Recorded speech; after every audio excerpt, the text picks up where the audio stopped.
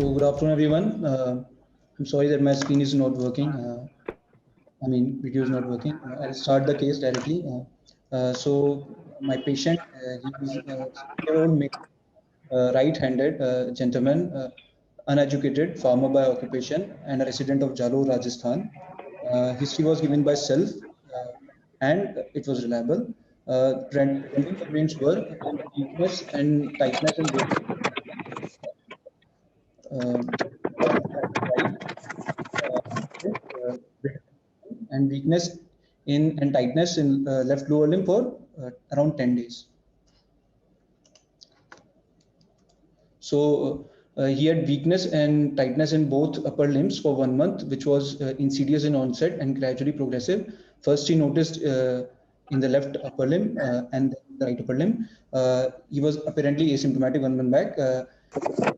He had he had difficulty in holding mug of water, then falling of objects from both hands. He had difficulty in buttoning, unbuttoning, breaking chapatis, and mixing of food. And then weakness gradually progressed proximally when he had difficulty in uh, lifting the upper limb above shoulder for last 15 days and difficulty in pouring water over head while taking bath. Uh, he also had difficulty in taking food to mouth for 10 days and had difficulty negotiating both upper limbs while wearing a shirt for around 5 days. So he needed help for this of the relatives for this. Weakness and tightness of left lower limb for 10 days. Now, it was insidious in onset,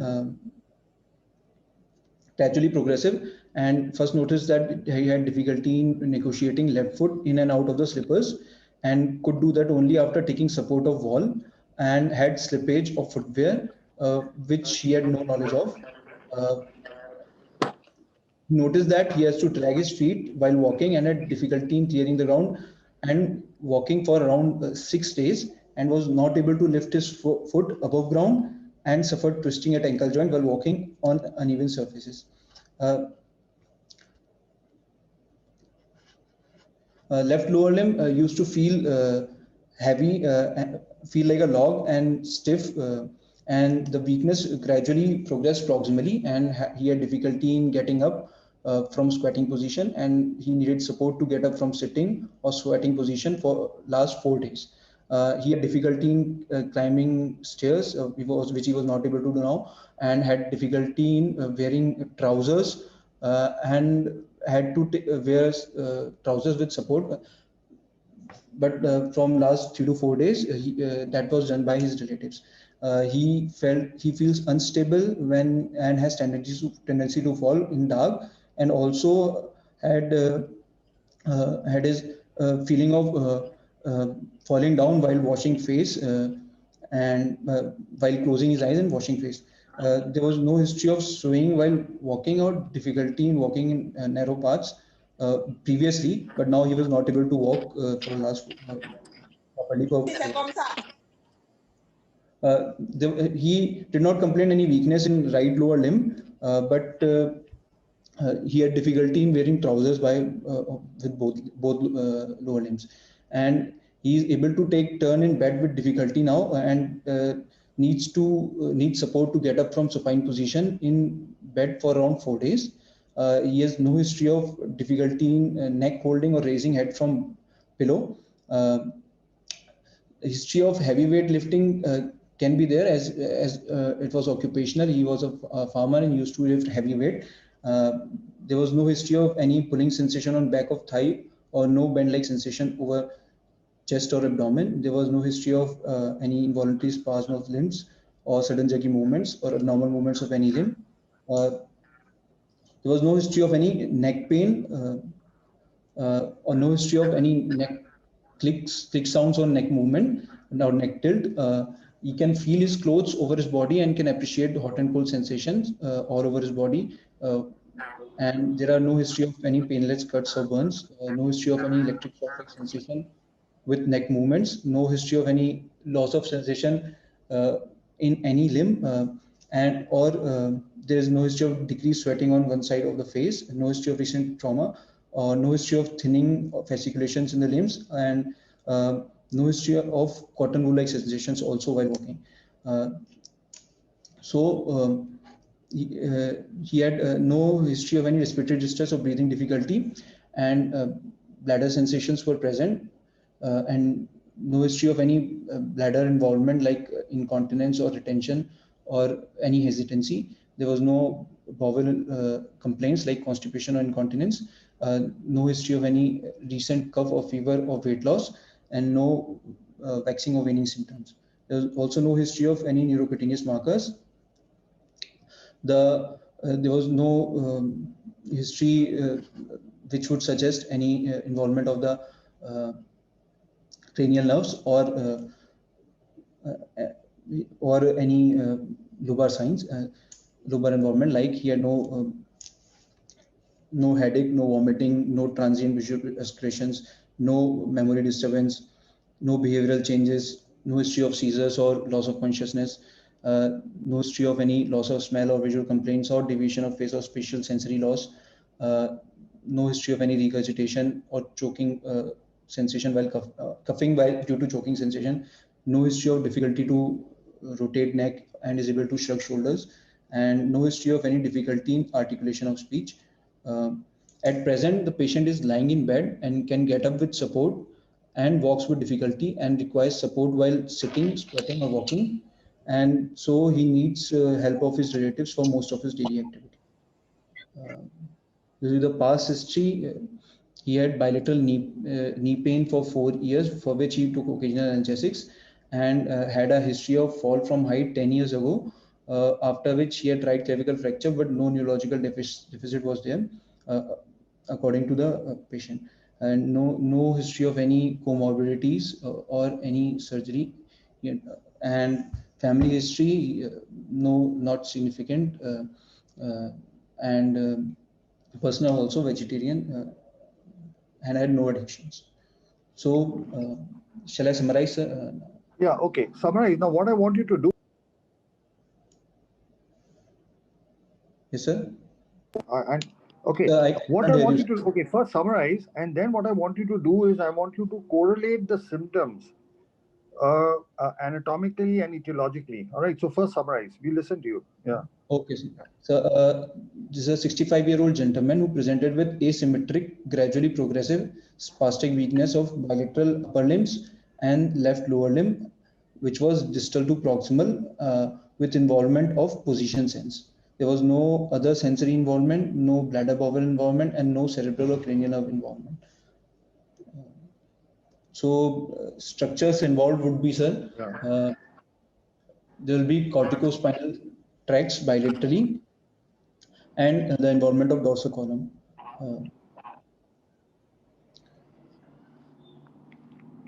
All right. Continue with anatomical. So anatomical localization would be above C5 and below foramen magnum, and horizontally it would be starting from left side, probably intradural extramedullary lesion. Now, what makes you say above C5? Sir, he's having weakness of upper limb. The upper limit of weakness is shoulder, and he's having no neck weakness and no respiratory involvement. So probably it will be because the shoulder is weak, the C5 must be involved, so it must be above C5 and below foramen magnum because there are no cranial nerve involvement.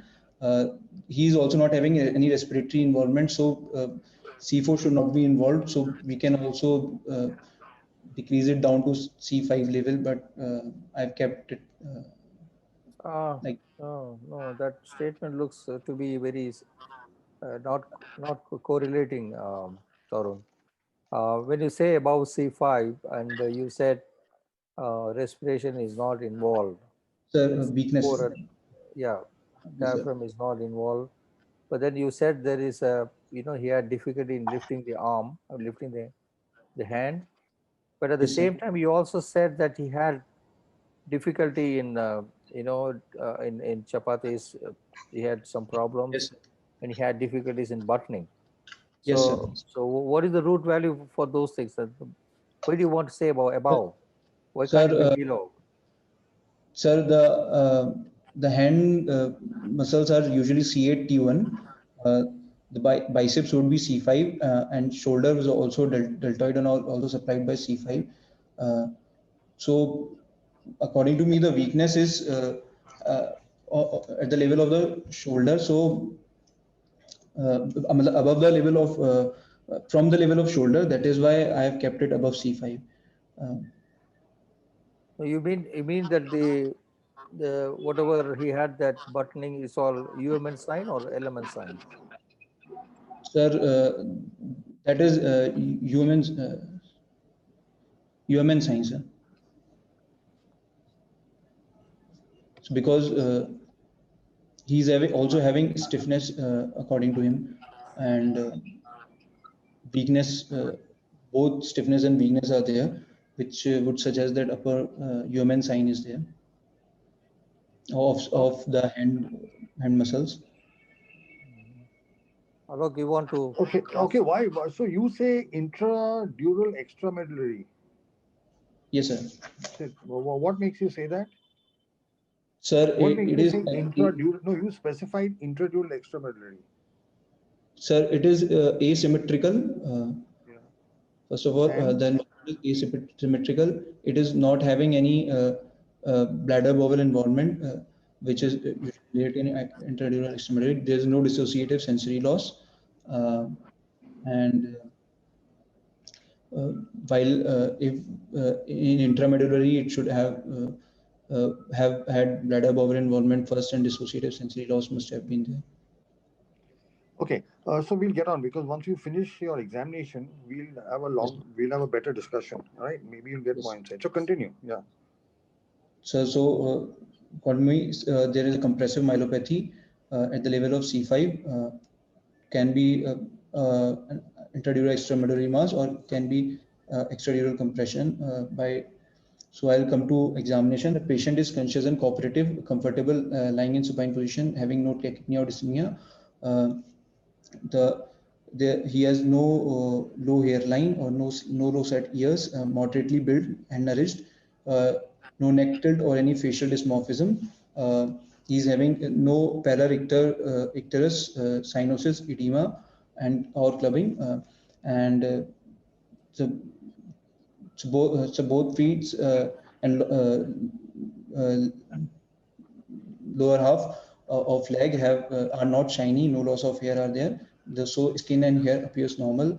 There are no neurocutaneous markers, and he's having normal vitals. BP is also almost same in both supine and sitting position, and respiratory rate is also regular, thoracoabdominal, 14 per minute.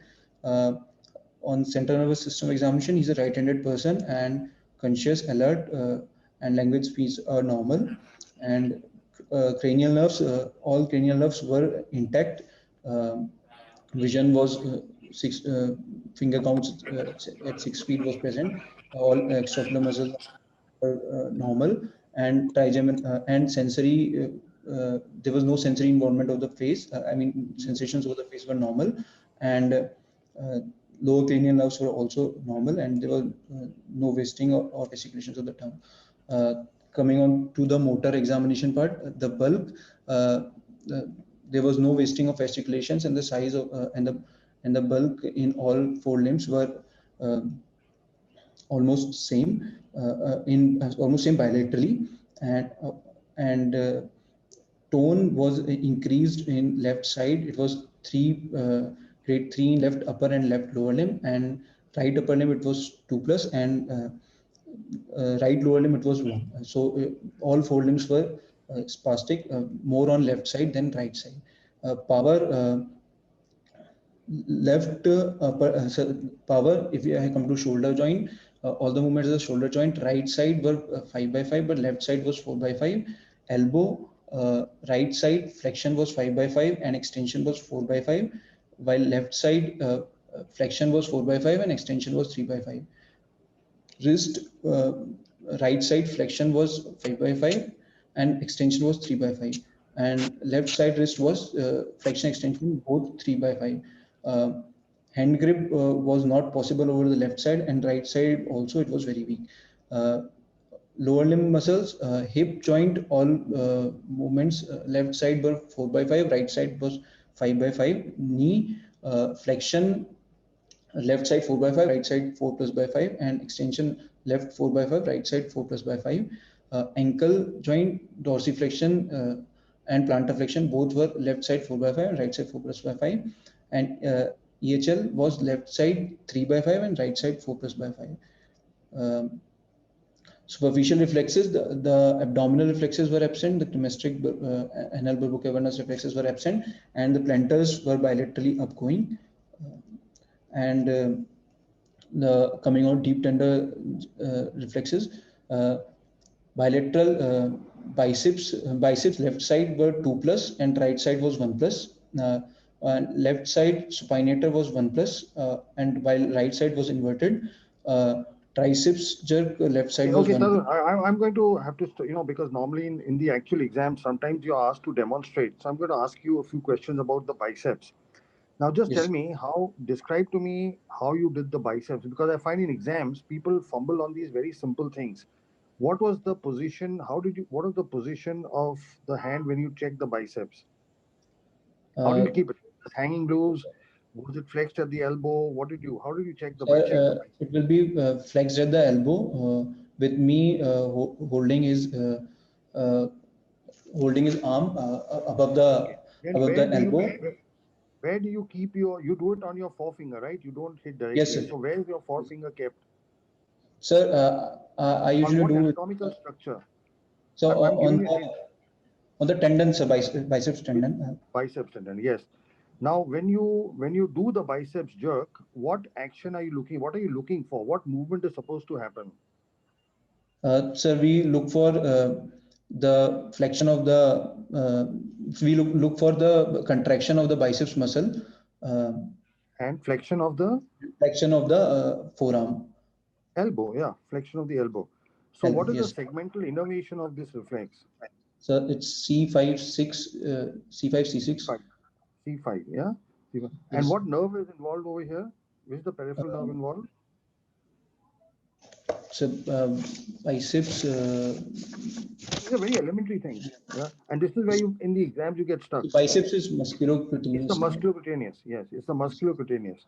All right. Next, you mentioned the supinator. So now tell me, how did you do the supinator? How was the hand placed? Where was the hand placed? So it would be kept in prone position, and flexed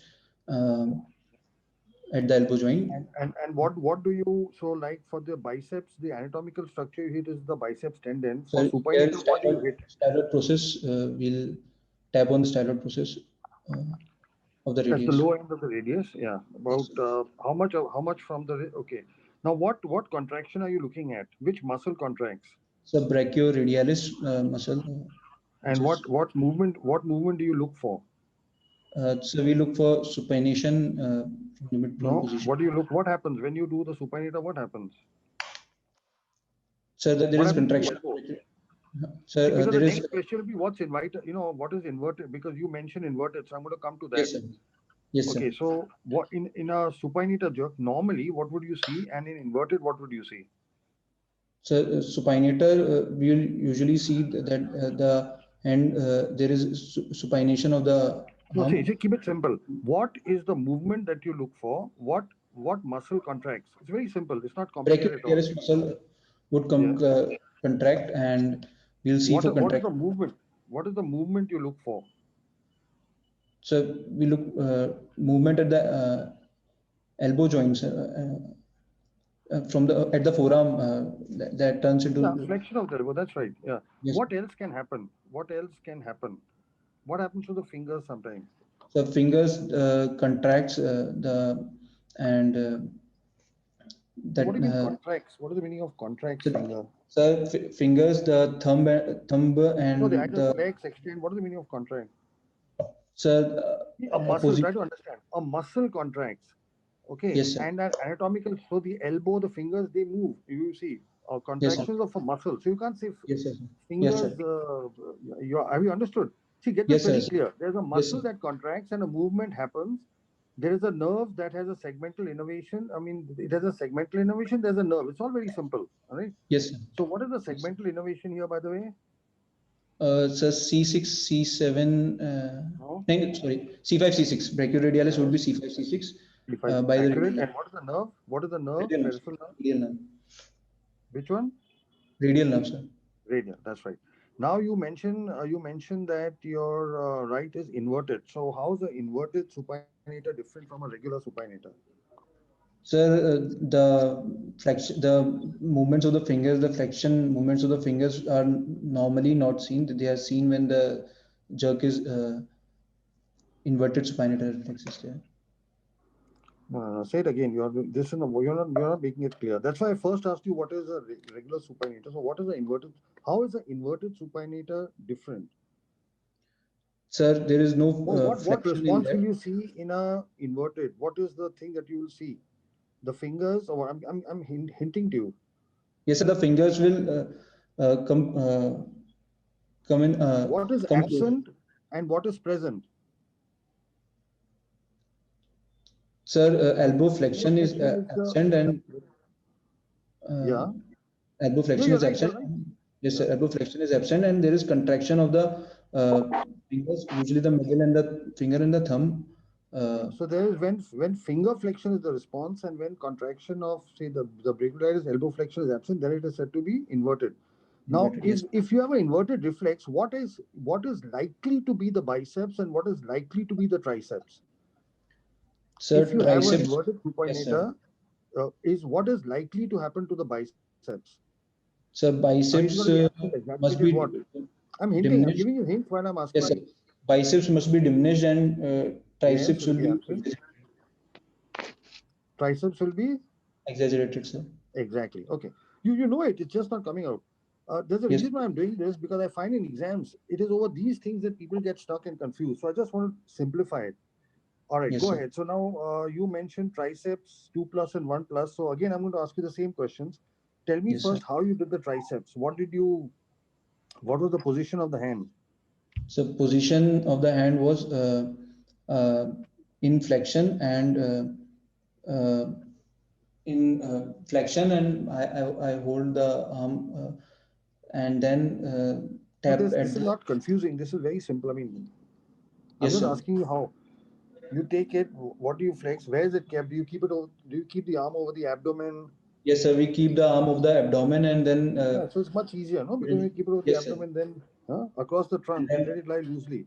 Now, what is yes, the anatomical structure you strike when you do, like for biceps, we said we hit the biceps, this thing. So now yes, sir. here, the biceps tendon. So for triceps jerk, what do you hit? What is the anatomical So, structure you hit? so olecranon, No, no. the triceps tendon, Triceps tendon, exactly. Triceps tendon. And where exactly do you do it? How much above the elbow? uh, sir, not exactly in centimeters, just up, above the elbow, sir, where the Or 3 inches. insertion is. Okay, fine. Yeah, just now when you do a triceps, what are you looking for? What is a normal triceps response? So the contraction of the triceps muscle No, no, will, yeah. So and no, so no. You see again clearly. What is the movement you look for? What is the contractions? Remember the difference. A movement is a flexion or extension. yes, sir. Contraction is of a muscle. All right. Contraction is visible. Movement. You see it in the muscle and movement. So, what movement will you see at the elbow? Will you see an extension or a flexion or a what? I'm Sir, hinting your extension. answers while Sir, I'm asking yes, you. sir.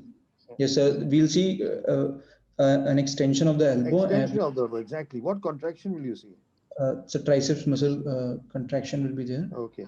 And what will be the segmental innervation? It will be C6, 7, and 8. Yeah, okay, that's fine. Six, By seven. the And which nerve is what is the peripheral radial, nerve? radial nerve. Yes, okay, that's good. All right. Now you go ahead. So now okay, so have you understood? I'm just trying to get your Yes, sir. thoughts in place, so that Yes, sir. you when you look at when there's a reflex, you know exactly what's going on. What are you how you do it? What are you looking for? What is the segmental innervation? What is the nerve supply? So this should be clear because this will help you to correlate. All right. Yes, sir. And now you so okay. What else? So that's the upper limb. What about the come to the lower limbs now? Lower limb bilateral knee jerks were exaggerated, were 3 plus, and ankle were also 3 plus. And Hoffman's while doing the upper Okay, now tell limb. me how you did the knee jerks. How did you do it? Just tell me the Uh, position. I mean, let's say the patient is lying on a bed, and you said, and then what do you do? Sir, How do you we hold? Do you just keep it there? What is the position of your hand? so Where are you standing? we hold the leg on our arm. Uh, Yeah. You do one or you put both? Sir, we do it one by one, and while What is doing the on the advantage same, of having both? uh, so we can compare. Uh, Exactly, we can compare. All right. All right. Then go ahead. So then what do you do? Now, what is the anatomical structure that you hit with your hammer? uh, so the patellar Tendon. That's right. tendon. Very good. The patellar tendon. Yeah. Yes, And sir. so what? Now again, remember my question. What is the movement you look for? What is the muscle contraction you look for? The movement is So, of what? What movement you get when you hit it? so we look for the extension of the knee joint. Extension of the knee. Exactly. Extension of the knee joint. And what muscle will contract? Quadriceps femoris will contract, sir. Quadrant. All right. And the segmental innervation. So L3, L4, All right. And what nerve is involved here? uh, femoral, Okay, that's femoral. good. That's good. All right. And last, I won't trouble you too much because we've done enough of it. I just wanted, all the students to understand. The last jerk, I'm not going to talk to you after this. I'll hand over to Dr. Parth. You want to tell, okay, the ankle jerk. You said ankle is 3 3. First, tell me, what do you mean by 3 Three, ankle jerk? three. So it was exaggerated. Was more than the normal jug. What is the implication of that? So When they, when uh, when both the knees are 3 and ankles are 3, what is the implication? so the bilateral lower limbs are having upper motor neuron type of lesion, and then uh, they Okay, may, fine. All right. So, roughly the ankle now, how can you just describe what is the position of the leg when you did the ankle jerk? How did you do it? sir, I flexed the knee No, joint and kept do the. you, what about the leg? Do you do anything to the leg? Is the leg straight? Do you So I kept the leg externally rotate over it? the other leg to No, do so you that externally rotate it? Do you internally rotate it? Do you keep it neutral? we rotate it internally and All keep right. Do it you over the flex the other knee? Do you side. keep the knee extended? How do you keep it? So we flex the knee uh, and in abduction kept the kept the foot over the other opposite lower limb and And what do you do to the foot? Is the foot in a neutral position? Is it plantar flexed, dorsiflexed? When you check the ankle, yes sir. So it's uh, dorsiflex, sir. yeah, you're right. You're right. Yeah, you're right. And how do you dorsiflex it? I mean, what do you do? Do you ask the So we patient to do can it or do you do it? so we do it by ourselves passively, not ask the patient. What anatomical structure do you hit for this reflex? So the gastrocnemius tendon at the ankle joint. There's some weakness. There's a weakness called it. There's something called Achilles. Have you heard of? Okay, that's fine. Yeah. All right. Now, what is again the same question? What is the movement you look at? What is the contraction you look at? Contraction of the gastrocnemius muscle Yeah. and And the foot plantar flex or dorsiflexes. plantar flexion. All right. Segmental innervation. Uh, S1, uh, And which nerve is involved here? so tibial and posterior tibial. Not tibial. Not Yeah. tibial. Sorry, peron. Medial popliteal. Okay, fine. Now go ahead. Now I did this intentionally for all the students because I just wanted you to know that our experience in exams is people get stuck on these very simple things. So I know this is boring stuff, but I just wanted to emphasize something. Okay, now I'm not going to interrupt. Now you go ahead. Now you okay? Mention Hoffman. Tell me about Hoffman. How do you do Hoffman? Sir, we hold the middle finger, Middle finger. Yeah. The in, middle finger is held between what and what of yours? How do you hold it? sir, between our thumb and finger, we hold that at the proximal interphalangeal joint. And Uh, then what do you do? we flex the nail uh, Hmm. and then leave it. We do at The the nail. nail we cut the nail and leave it suddenly so that if there is contraction of the thumb and this flexion of the thumb and finger coming towards each other, then the Hoffman sign is positive. All right, go ahead with the rest of the examination. Go ahead. Yeah. Yes. Now I won't disturb you for the rest. Now you finish. Yeah. So there are no involuntary movements seen. Sensory, touch, temperature, pain were normal, but vibration sense was impaired below the shoulder joint over the left side and also in the left lower limb. Bilateral lower limb vibration sense was impaired, and joint position sense was also impaired in left upper limbs and bilateral lower limbs. Romberg sign was positive, and uh, other perineal sensation and tactile localization was normal. There were no cerebellar signs or any lobar signs or meningeal Just go signs. back to the sensation 1 minute. I just go back to the sensation. Okay, just all right. Okay, all right. Go ahead. Yeah. Sir, tandem cerebellar signs were not present. Some of them I could not do because of spasticity and weakness, but there was no and gait. He had to walk with support and had scissoring gait and had to drag his left feet. Um, the otherwise spine, there was normal curvature, no tenderness, and coming on to chest examination, expansion was 2.5 centimeters. Single breath count, he was able to do it up to 11, and breath holding time was around 16 seconds. On tidal percussion, there was a shift of one intercostal space. There were no added sounds. The cardiovascular system and abdomen were normal. The bladder was not palpable. There was no hepatosplenomegaly, no ascites. So,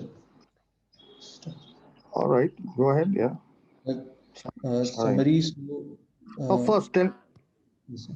first tell me now. Whatever you told us in your history, Yes, does sir. your physical examination collaborate that, or is there a difference? So there is an addition of spasticity and weakness in the right lower limb also, Okay. which was All not right. Go in ahead. the. Right. Okay. Go ahead with your summary. Yeah. So, sir, 65-year-old gentleman with gradually progressive, asymmetric, distal to proximal, spastic weakness of all four limbs with involvement of position sense. That is posterior column. There's no other sensory involvement, no bladder bowel involvement, and no cerebral or cranial nerve involvement. So you're all right. So, cell structures involved would be the same as in the corticospinal tract, left more than right bilaterally, and the dorsal column. Uh, and the anatomical localization will also be the same. All right. So what's your differential diagnosis now? Yeah. Probably if that's a compressive myelopathy of intradural extramedullary, uh, then it would be an IDM. More chances of having a meningioma than a schwannoma, Why do you say because that? he is not having any root pain or any neurocutaneous markers to suggest for schwannoma. So meningioma have more chance of IDM. And after that, if that is not there, then extradural compression can be there, which other causes I will keep as because of the age, degenerative cervical spondylosis and OPLN. Uh, All right. Tarun, Sorry. Go ahead, Parthivan. Yeah. yeah, I'm just having a, I'm trying to ask you one simple thing. Why these tumors are coming as your first line? Why the degeneration is not coming as first line? Do you have any specification for that? Sir, And if you because can, if you let me finish, you see, because yes, sir. if I go through your history, I told you that time itself, it's not above C5. It may be C5 or below, or somewhere in that region. But if you carefully look at that, your weakness is more on the left side, and your the jerks are slightly are changing towards right side more, and there is an inversion is there. Don't you see the disparity which is happening at that region? This Yes, sir. kind of disparities in which condition is more common? Is it in the tumors or in the degenerative spine? So degenerative spine, they are more common, sir. Then why did you put ID? Uh, because you have been projecting as if that you're presenting an IDEM, but it turned out to be a degenerative. But your history is already is giving lot of information. And Yes, also, sir. I would like to know what you learned from the timing of the disorder, the whole timing of the disorder. How much is about a month or before that? Yes, sir. It's about a month. Right. So that's that. Did that made you to think about these tumors?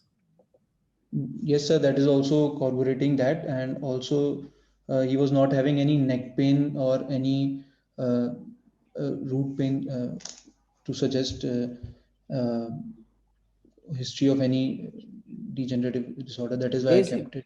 basically, in the history, what kind of job he was doing, though he was uneducated? He's So a he was a farmer. farmer and he had history of heavyweight lifting, Yeah, but he didn't complain of any neck pain before. Uh, no need to be. Okay, anyway, so this is what my interesting points which I wanted to make, because most of the thing you got it in your history. In fact, if I'm very correct in that, because most of the points you made in the history of excellent, but only thing is interpreting the history is much important, because yes, sir. many times students like Professor Alok was asking you so many questions on this jerks, because the importance of the jerk is not only for diagnosis. Believe me, please understand it. It comes follow. We will take you through the next discussion about it. So why it is very important, and what makes it more special.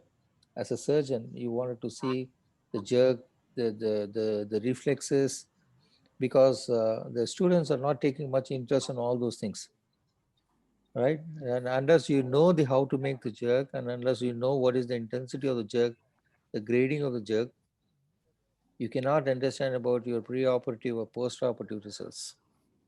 Now, having said that, and then hope you understand that the IDEM which you made is the first line of your diagnosis.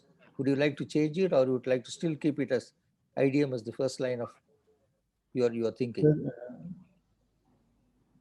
because sir, it's the extradural compression is not explained by You still like to keep as yes, IDEM as the first line of treatment, yes, sir.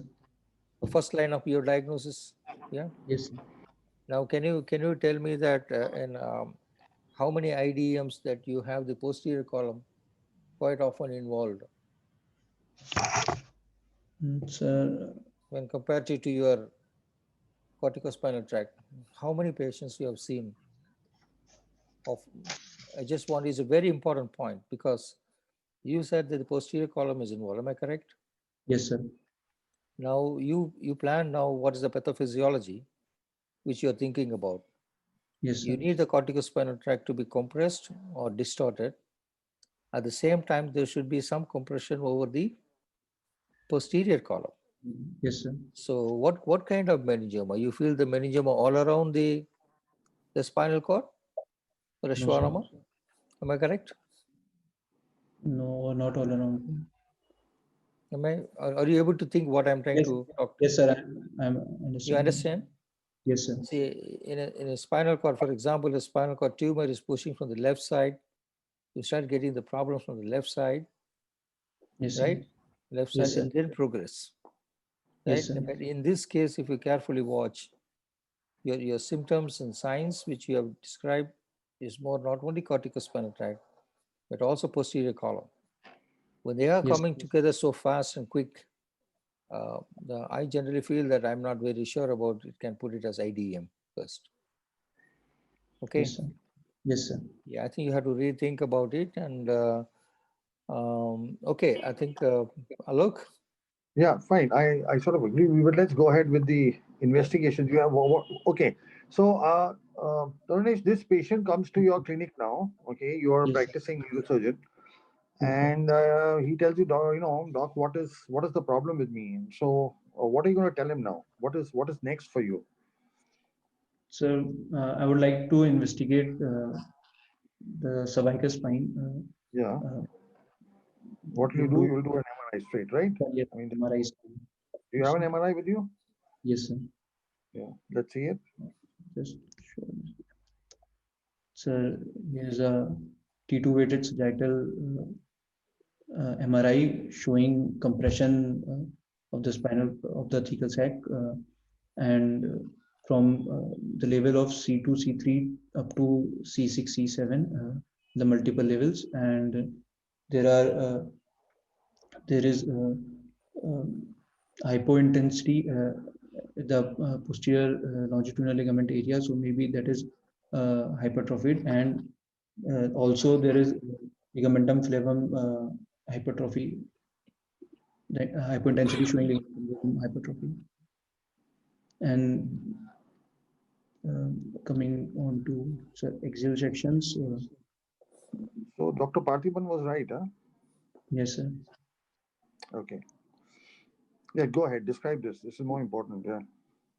This is an axial, these are axial sections, MRI of C2, C3 level, which show that the thecal sac is compressed and there is uh, uh, there is hypertrophy of the posterior longitudinal ligament, which is compressing the cord. Also, there is hypertrophy of the ligamentum flavum, and there is these are again axial sections where which there is maximum compression here in these are at the level of C5 C6 over the right side, and then C6 C7 are also having compression. These are T1 images again of the same levels, and shall I come to CT scans or Yeah. Yeah. Okay. Now tell me, as a you're a neurosurgeon, so you're going to be operating this. So how when you're looking at these images, what is your mind thinking sir? as a neurosurgeon? Okay, forget how radiologists see this. Okay, you're a neurosurgeon. Yes, When sir. you see this Yes, sir. image, what's your mind thinking? So there is a compression of the cord, and there are also cord signal changes. So No, no. I specifically said as a neurosurgeon, which yes, sir. means I'm assuming you want to operate. So how does your Yes, neurosurgical mind work? sir. I would like to So what are the decompress. questions you have to ask? I mean, first, of course, in your mind is, does will this require, will this require surgery or not? Okay, for that Yes, you sir. need to know, is there compression, is there instability? Then you need to see whether it's anterior, whether it's posterior. You need to see all that, right? You have to decide your approach. Yes, So I want you to talk like that. Talk like a yes, sir. neurosurgeon now. Yeah. So we would. So I would like to uh, have like to know whether there is any instability of the spine No, and forget instability. I just mentioned that. I mean, this here instability is not the important criteria. yes, sir. Compression. Compression. Yes, sir. Where is the compression? Is it anterior? Is it posterior? Is it both? How severe it is? What is it doing to the cord? All of that. I mean, because when you go Yes, sir. inside, you have to decide what to go, right? Compression is present on both sides, Yeah. anteriorly and posteriorly, and it is Yeah. compressing the cord. And there is the canal And is at what levels? See, there are multiple. I'll multiple just give levels. you a hint. I want you to tell me everything. Sir, at the level of C2, C3, and C3, C4, there is Yeah. maximum compression. Uh, Hmm. the, the canal is tenosed most at this level, and also there is compression at the level of C5, C6. After that, more at C5, C6, and What is that in between compression levels caused also. due to? Was it is it the disc? Is it the osteophytes? Is it the PLL? What is it? What is it Sir, that is causing that? Sir, he's having at the level of C2, C3, C4, there is ossification of the posterior longitudinal ligament, and posteriorly it is the ligamentum flavum hypertrophy, and he's also having osteophytes. All of this causing compression. of the cord. All right. Now, what is happening to the cervical, the cord itself? Cord What is, are the sir, changes in the cord at different levels? sir, there are the CSF signals are absent at the level of C2, C3, C3, C4, and up to uh, C7, and there are also cord signal changes in at the level of C6, and the Yeah. cord is stenosed. The canal is stenosed maximum at the level of C2, C3, and C3, C4. All right. Parthivan, you want to? Yeah, I like. But what are the other scans you have done in this further to MR? CT scan was done, Can sir. you show me the CT scan? Okay. Now, can you explain what type of problem you are dealing with now? Sir, we are dealing with ossified posterior longitudinal ligament and with Up to what ligament. level? OPLL up to what level? Sir, that's mixed OPLS in this picture. We can see that it is from C2 to C4. Yeah. It is present, and in other slides, it is also present below. So it's a type of mixed OPLN. You have some more CT scans? Sir, I have slides Okay. of different C4, Yeah. then a C5, and also at the level of C6, C7. It is present. Okay. You have anything else you have done? The basic X-rays? Sir, that was done outside. I have not taken photographs of that. No. What was the what kind of X-rays was there that time? Sir, cervical spine, EP and lateral view, and lateral inflection extension. So what did you notice in that? Sir, that was done to initially to start with the diagnosis and also to rule out any instability. So what was there actually? That's what more Sir, interesting.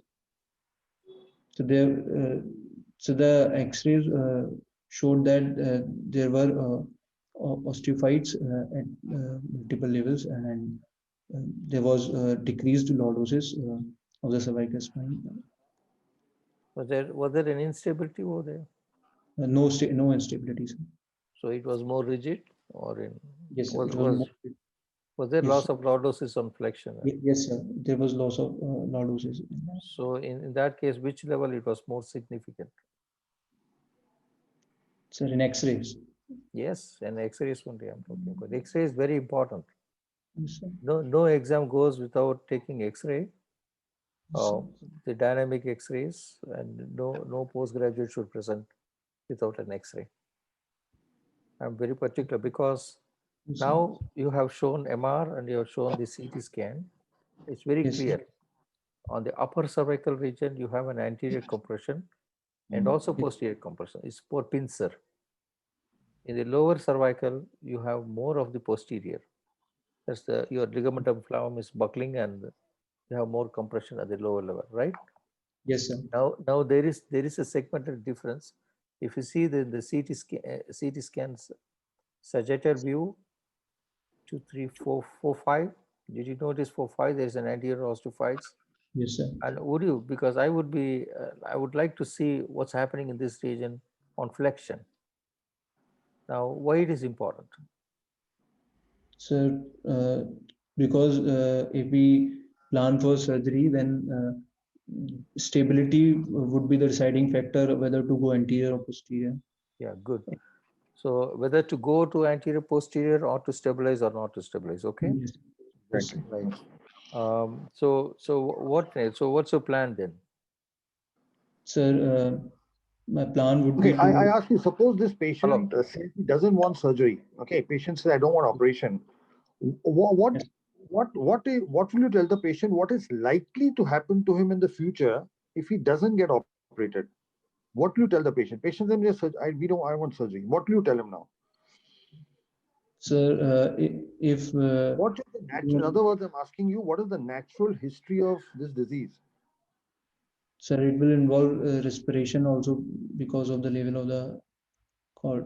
No, what will happen to the limbs? Sir, What will happen to the lower limbs, the upper limbs? so the weakness will increase in all four limbs, and he'll be quadriplegic, and slowly the respiration will also involve. Now, if you look at this patient and this over how long do you think this will happen? If the patient says, "Oh, how long will that happen?" What would you say? Sir, the weakness has increased in last 1 month. Exactly. Yeah. That he was not having. Yeah. So Yeah. it will. Okay. So now, okay. So the patient says, "Yes, Now we'll talk about surgery. So what now? Planning of surgery. All right. What kind of surgical approach will you plan? Now, when you talk about this, you have to talk about whether it's going to be anterior or posterior. You have to talk about the levels. You have to talk about decompression, stabilization. You talk about all these factors when you talk of surgery. All right. Sir, in this patient, And you have to give reasons why. Okay. For everything, you have to give reasons. sir, because And then Dr. Parthiban will come into the discussion. Yeah. But first, we want to hear from you. Yeah. the compression is at multiple levels, more than 2 levels are involved. So I would like to do a posterior decompression, um, which is better. And in posterior decompression, Arun, uh, sir, Charnes, can yes, you sir. go back to your MRI picture? Yes, sir. Have you put a K line? Sir, I have not put in this. No. Yes, What is K line? sir, it's a line which is drawn from the posterior part of the C2 to the posterior part of C7. So Sorry, sir. you know what is K line, but why did you put in this case? Sir, in graphs, I didn't. No, you must, every case I tell you, every patient. Sir, in a every, PPT, I have taken a photograph of that, but in this PPT, I have not. but you know that, no? What is K line here? In this diagram, if you put a K line, Yes, will it be on the positive or it will be negative? Will be, sir, negative, sir. No. What is, see, when you put a K line here, right? Yes, All your osteophytes which are in front will be in front of the line. yes, sir. That means it is positive, right? Okay. Yes, sir. So you have to mention about K line. Without mentioning K line, Yes, sir. OPLL has no close. Please understand. Yes, sir. You will never go uh, beyond the discussions. Very important, because why it is important? So it helps in deciding whether to go for anterior decompression or posterior decompression. Yeah. What it signifies? K line positive. What it signifies? Uh, so then, if it is crossing, then It yes, sir. signifies that there is a lordosis. Okay. Yes, yes, And biomechanically, if you have a lordosis, you have lordosis. And if you do not have a lordosis, if the K line is negative, for example, the line crosses the osteophytes, yes, sir. okay, that is, or your OPLL, the line crosses the osteophyte. That means it has a tendency to become hyperkyphotic after your posterior surgery. So you may have to do anterior surgery. Yes, You get my point? So yes, sir. K line you have to put in all patients. K line must be put. It must be Yes, sir. methodical. Yes, sir. So that is why I asked you about the X-rays. So Yes, you sir. can put you can put your K line in X-ray. You can put your K line in MR sagittal view, mid sagittal view. You can put your K line in CT sagittal view midpoint. Those times you have to put K line, which is very important to make a decision. If the K line is positive, then you go posterior approach. Okay, I agree with you in posterior approach. Now you are going to do posterior approach. So from where to where you do that? Sir, from the level of C2 to C7. Yeah. So C2 to C7. So what else you would like to do? You do only the posterior. What surgery you want to do? Sir, we can do we'll do laminoplasty. Mhm. From Laminoplasty, then and decompression by excision of the ligamentum flavum, uh, and when the sac will be decompressed and open in laminoplasty. so you like to prefer for a laminoplasty over laminectomy, or Sir, yes, sir, laminoplasty has shown better results, so laminoplasty should be okay, done, sir. that's more of a, okay, right, fine. Now, as far as I'm concerned, I have only one thing that uh, one important thing is that I'm not very convinced about the instability part, Yes. because we don't have the X-rays. That's very important for this case. Mm. But I still feel that if you carefully look at C5 and C6, at C5 and C6, there's a small stepping over there. Are you able to see that? There's Yes, a sir. small stepping is there. So it is not looking great at C5 and C6, small step, and C6, C7 looks okay, but C5, C6. So you post laminectomy, you may produce instability. Yes, sir. So Tarun, I say I disagree with you, and I think we should go anteriorly. How will you sort of argue, discuss with me? So, I feel that we should go yeah. anteriorly. There's too much compression anteriorly. Okay, before that, what are the chances of complications of posterior decompression? So you do a laminectomy. What could possibly go wrong? In a laminectomy, Or laminum? posteriorly, Yeah.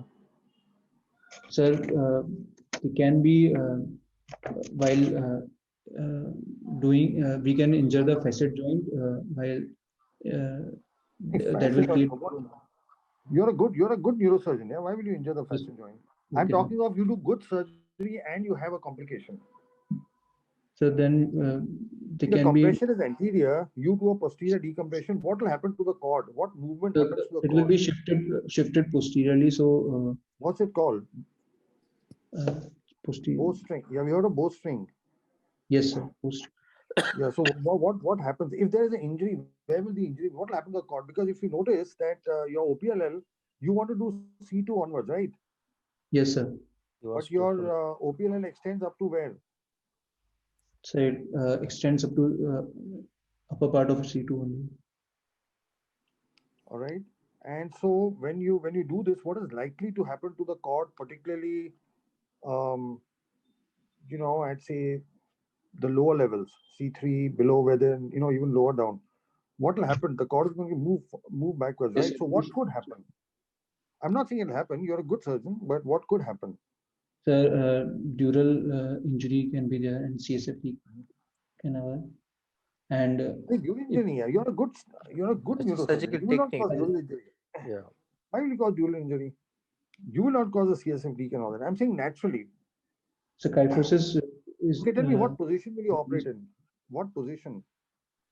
sir, Do you prone do you do position. it in sitting position, or have you seen this being done in sitting, or no? It's Yes, no, sir, prone position with head prone. You fixed. prefer prone. Fine. Yeah. All right.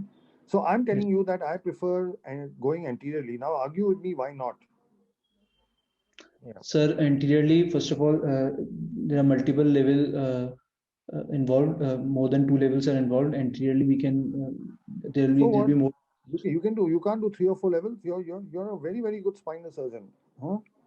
Why can't you do three? If you can do one level, why can't you do 3 levels or four? What are the other reasons? There's some other So, reasons why. uh, Arunesh, yes, sir. see, the Professor Alok is asking you to debate yourself in your mind. Yes, First, sir. you said it is posterior. Now you have to debate yourself. Now, why not anterior? So, what are the points that you feel that it is against for anterior? Those are the important points. Like, for example, Yes, how many levels? Decompression is a technical issue, yes, right? sir.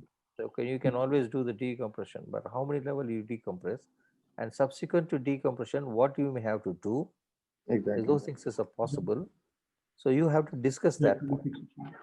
Yes, sir. Can you do that?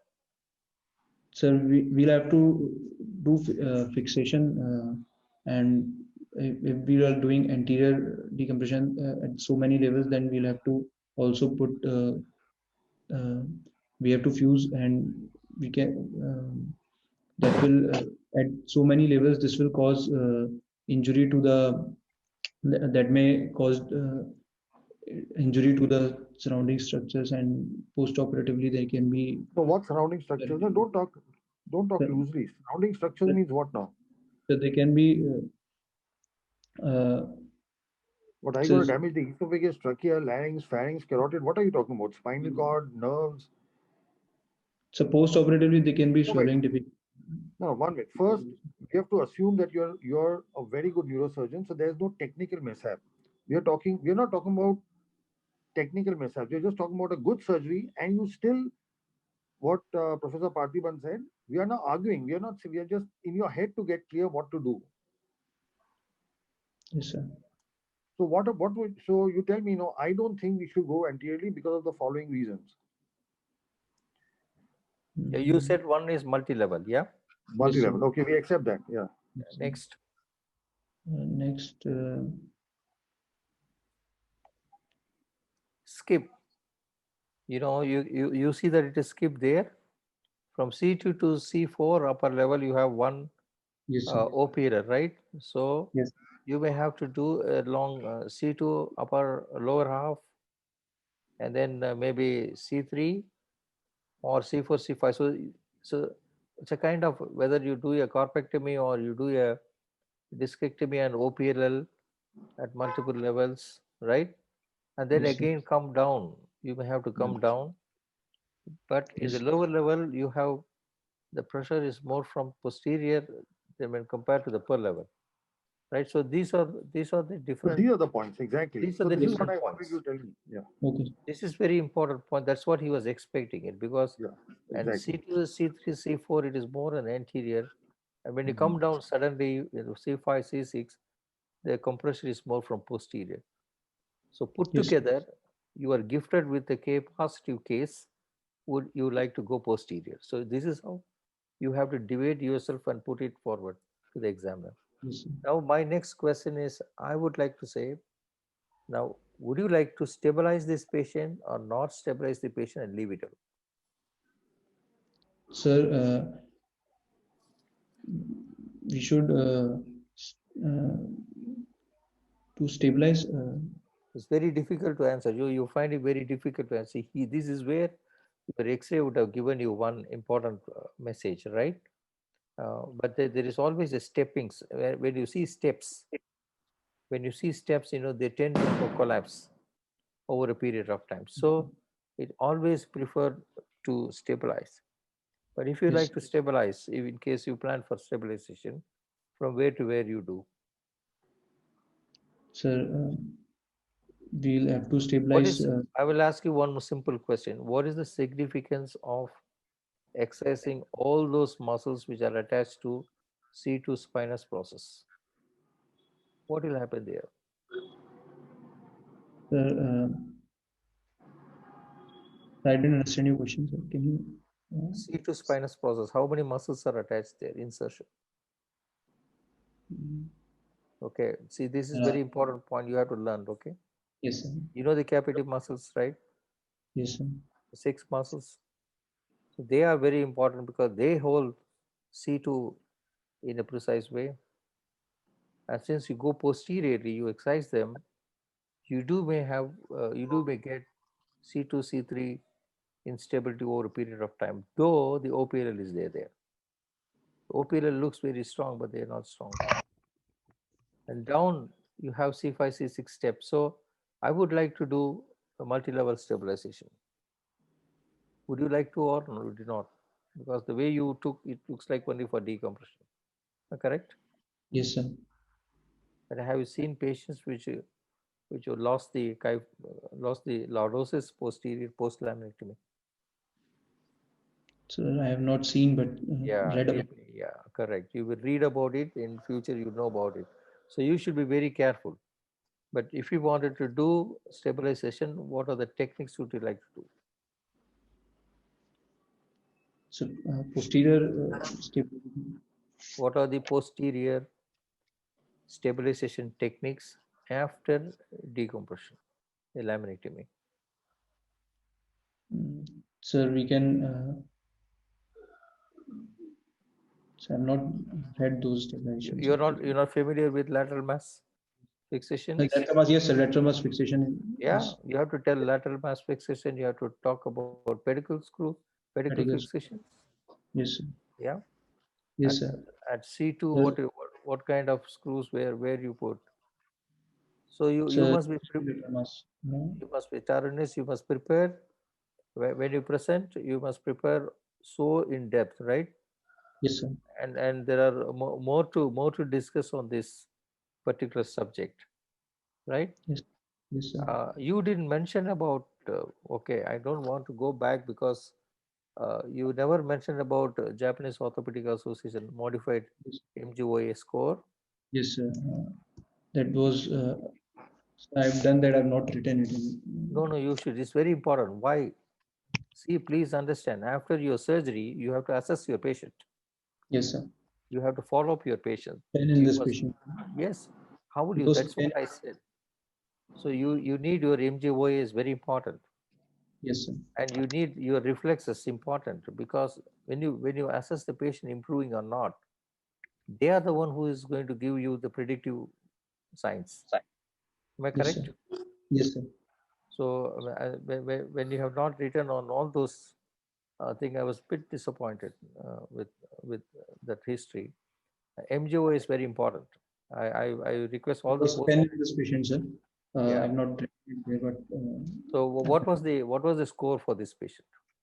so 10, sir. 10.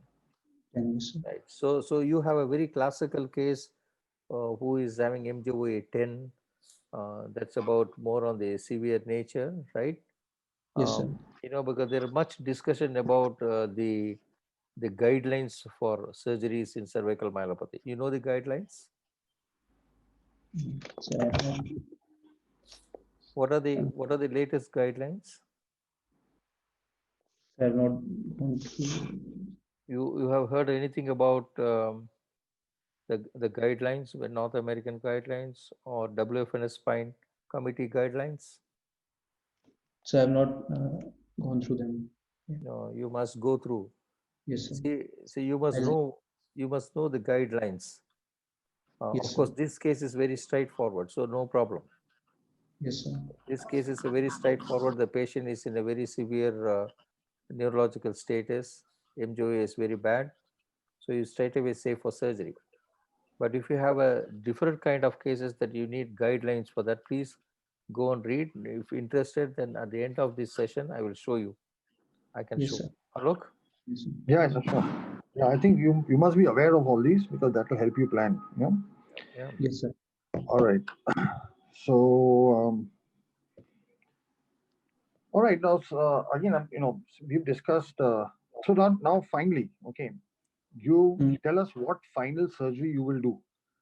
What decompression, what fixation. Finally, now we've discussed everything. We've gone anterior approach, posterior approach, decompression, stabilization levels. Tell us now exactly what you will do from what level to what surgery. Don't say laminectomy or laminoplasty.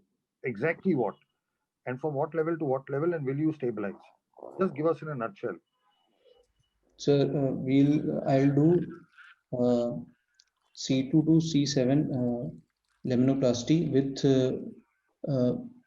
multiple level fixation. Not multiple level. When you operate, you say multiple level. Um, Exactly which levels? so I ask you we'll for specific surgery now, and exactly what specific. You are now on the table. What are you going to do? Patient is prone position. You've taken it. What all will you do now? so what all surgical steps? Yeah, exactly. Not we'll very briefly in the next couple of minutes, so then we can go on to further discussion. I want you have to describe now in the next 3 to 5 minutes your entire steps from beginning to end of your surgical procedure. So we'll keep the We won't patient. interrupt you. We will just listen. Yeah. So we'll keep the patient prone. Then give a midline incision from. We'll fix the head and then after draping and preparing, we'll give mark an incision from C2 to C7, a midline incision, and after giving a midline incision, we'll uh, uh, separate the muscles from the spinous process. Subperiosteal dissection would be done, and then reaching up to the facet joint, and then we'll do uh, we'll do for laminoplasty. We'll cut the lamina. What will you use? You have to tell us now what you're going to use. How are you going to cut the lamina? So with the uh, Ronjos and Kerrison, we can cut the lamina, or we can Not make. or. Now tell me what you're telling me exactly what you're going to do. Yes, sir. What We what can drill? We're we not going to can interrupt you. We're going to listen, then we'll discuss. Yeah. so we can we'll use the drill to uh, we'll use the drill to drill on one side, because symptoms on left side will open from the left side only, and over the left side we'll drill the lamina, and then with the help of ronjos we'll cut the lamina, taking care of that it is separated from the ligamentum flavum, and uh, we'll do this at all the levels on the left side, and then right side uh, we'll uh, uh, we'll separate it from the ligamentum flavum and and move the whole all the laminas, all the bones from C2 to C7 towards the right side, and then we can excise the ligamentum flavum. We will excise the ligamentum flavum, and then after excision, when the cord is decompressed, we will use we will do we'll place a graft between the two lamina and fix it with screws and plates over the right side, so that there's space, and you know, the graft can be either taken from algae crest, or it can be artificial, and then after fixing it with screws and plates, we can fix the spine. We'll fix the spine um, at C2, C3 level, and then C5, C6, C7 level, and then um, uh, C2 level laminar, laminar screws will be there, and then pedicle screws at the level of C6, C7, and then place a rod, and then uh, fix the spine, and then do the closure in 4 layers. Charunej, Yes, sir. I would like to. What is the name of this procedure? Sir, What open door laminoplasty is Hmm. done, and then we are fixing at multiple levels. Yeah, who invented this? So that I don't. I think. See, I think you have to read in much depth. That's Yes, sir. my advice to you is that you have to Yes, go and read more, yes, sir. because we said that you have to put implants. In how many I don't know about in how many centers are doing instrumentation along with laminoplasty. Instrumentation with laminectomy is okay. What's the benefit of laminoplasty over laminectomy? What was claimed to be? Sir, we don't have to do fixations. Yeah, then why do you want? Because we examiners we ask so because of that you are telling that you have to put the screw. So once you do expansion door laminoplasty, Yes, sir. yeah, you are supposed not to uh, Yes. to take away. That's why I asked you this question. There's one more question is because see, when you said that you are going for expansion laminoplasty, what will you do with this C2 spinous process muscles? They are already detached out. Am I correct? Sir, we'll not detach the uh, muscles attached to the spinous process. Okay. So you don't detach the spinous process muscle. Yes, sir. So you'll be doing the undercut and then rotate it. At Yes, C2, because C2 you have to rotate it from. You said you are going to cut on the left side and cut on the right side. From the left side, you mobilize to the right side. Am I correct? yes, sir. So what will happen to the right side spinous process muscles? Will they not pull it back? Yes, sir. They will. Yeah, you have to think, okay? Yes, sir. You have to think about these points which we are discussing now. Huh? I hope you got it. Yes, sir. Yeah, because it's very tough. But there are techniques which are devised to without splitting the muscles from the spinolaminar area. Just split at the midline of the spinous process and then break it up. Right from laterally, you do the guttering to the lateral. It's very technically difficult. So um, because of this, it's because of this. Now, many surgeons are preferring laminectomy over laminoplasty and then Yes, go sir. for instrumentation, right? Yes, sir. Because you must be knowing about so many surgeons' names like Hirabayashi, and you have not heard about Dr. Hirabayashi? Yes, sir. Why are you not telling about anything about him? Yes, sir. I think you must read journals, and because you must read more in depth about when you take one subject, you must read much. You should not forget history. For every technique you must go through the history, right? So Yes, sir. only when you read history, you will enjoy neurosurgery. Otherwise, there is no point in, because you can say laminoplasty, but you should know what technique you're good doing, or modified technique, who found the technique, what are the benefits, what is the difficulties, is it really needed in this case? So your depth of discussion must go to that level. Hmm? Yes, sir. Okay. Yeah, Yes, sir. but technically, can you tell me about anything? You can give anything more about intraoperative neuromonitoring in these cases? Sir, yes, intraoperative neuromonitoring will be done. SSEP and MEP must be done, sir. Are you doing in your place? Yes, You sir. have experience on that? Sir, yes, we do intracranial monitoring of. Why you didn't tell about it? See, you Yes, sir. you you know if you are doing that, you have to tell us, because now you are the new generation neurosurgeon, right? Yes, sir. The new generation neurosurgeon with the armamentarium like IONM in your hand. Yes, sir. Now, if you have, I would like to ask a few more questions on IONM on this. And when do you like to do? When do you like to start monitoring the waves? So we'll do baseline waves starting before the surgery. When? Uh, so just after induction, after positioning, sir,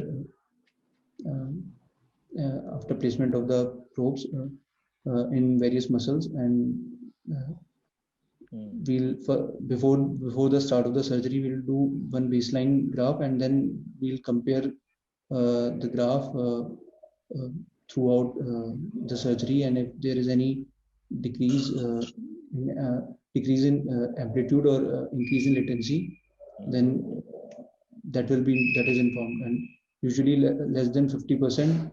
um, and Hmm. Yeah. so, No, so yes, I like to know, in case if your waves are already down at the time of positioning. How do you know that? uh, sir, we can You have positioned. You think that you have done a very great cervical spine, yes, sir. the position very nicely. Yes, But sir. how do you know that your patient was living with a kind of a posture for his Yes. comfort, right? Yes, sir. Now, after a GA, everything is lax. Your muscles are lax. Yes, sir. Now, would you like to do the waves before positioning the patient or not? Sir, it should be done, sir. You must. If you do it, when you do the positioning, you find out if the waves are changing or not. Yes, sir. Waves are changing. That means your position is a little bit more critical, right? So, Yes, sir. without you doing any harm, your position will do harm to the spinal cord. Yes, sir. Am I right? Yes, You, sir. you got the point, right? Yes, So sir. this point has to be very, very important point. So before positioning, you must instruct along with your anesthetists and also your surgical colleagues going to turn the patient very, very gently to position the patient in prone or whichever position you like, and the neck in this posture. You can see the MRI. This is the MRI of the which probably the patient was lying in supine in this case. Am I correct? He was most comfortable position. So this Yes. position you put it and you see in the X-ray. You're not going to do an MRI. If you have an MRI in your setup, yes, you can do it.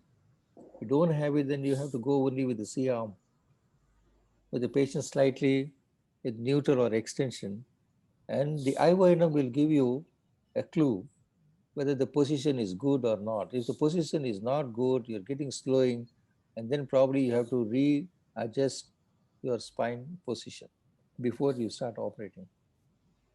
Huh? Yes. Alok? Alok? Hello, sorry, sorry, I didn't realize I was muted. No Uh, problem. Suppose post surgery, the patient comes out and he has a neurological deficit. He's quadriplegic, for example, and in respiratory distress. How will you manage now? You've shifted the patient and there is no movement. Yes, sir. How will you manage now? Tell me exactly what you will do in the intensive care. You've shifted the Uh, patient to your ICU and patient is not moving both legs, is on ventilator. The anesthetists aren't able to get him off ventilator. Now tell me what you will manage. so we'll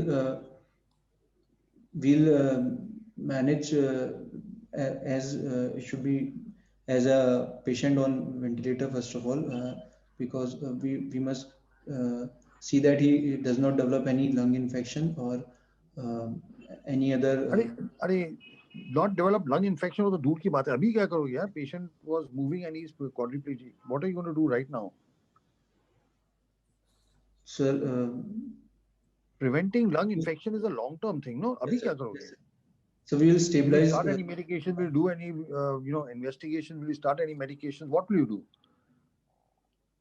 So we'll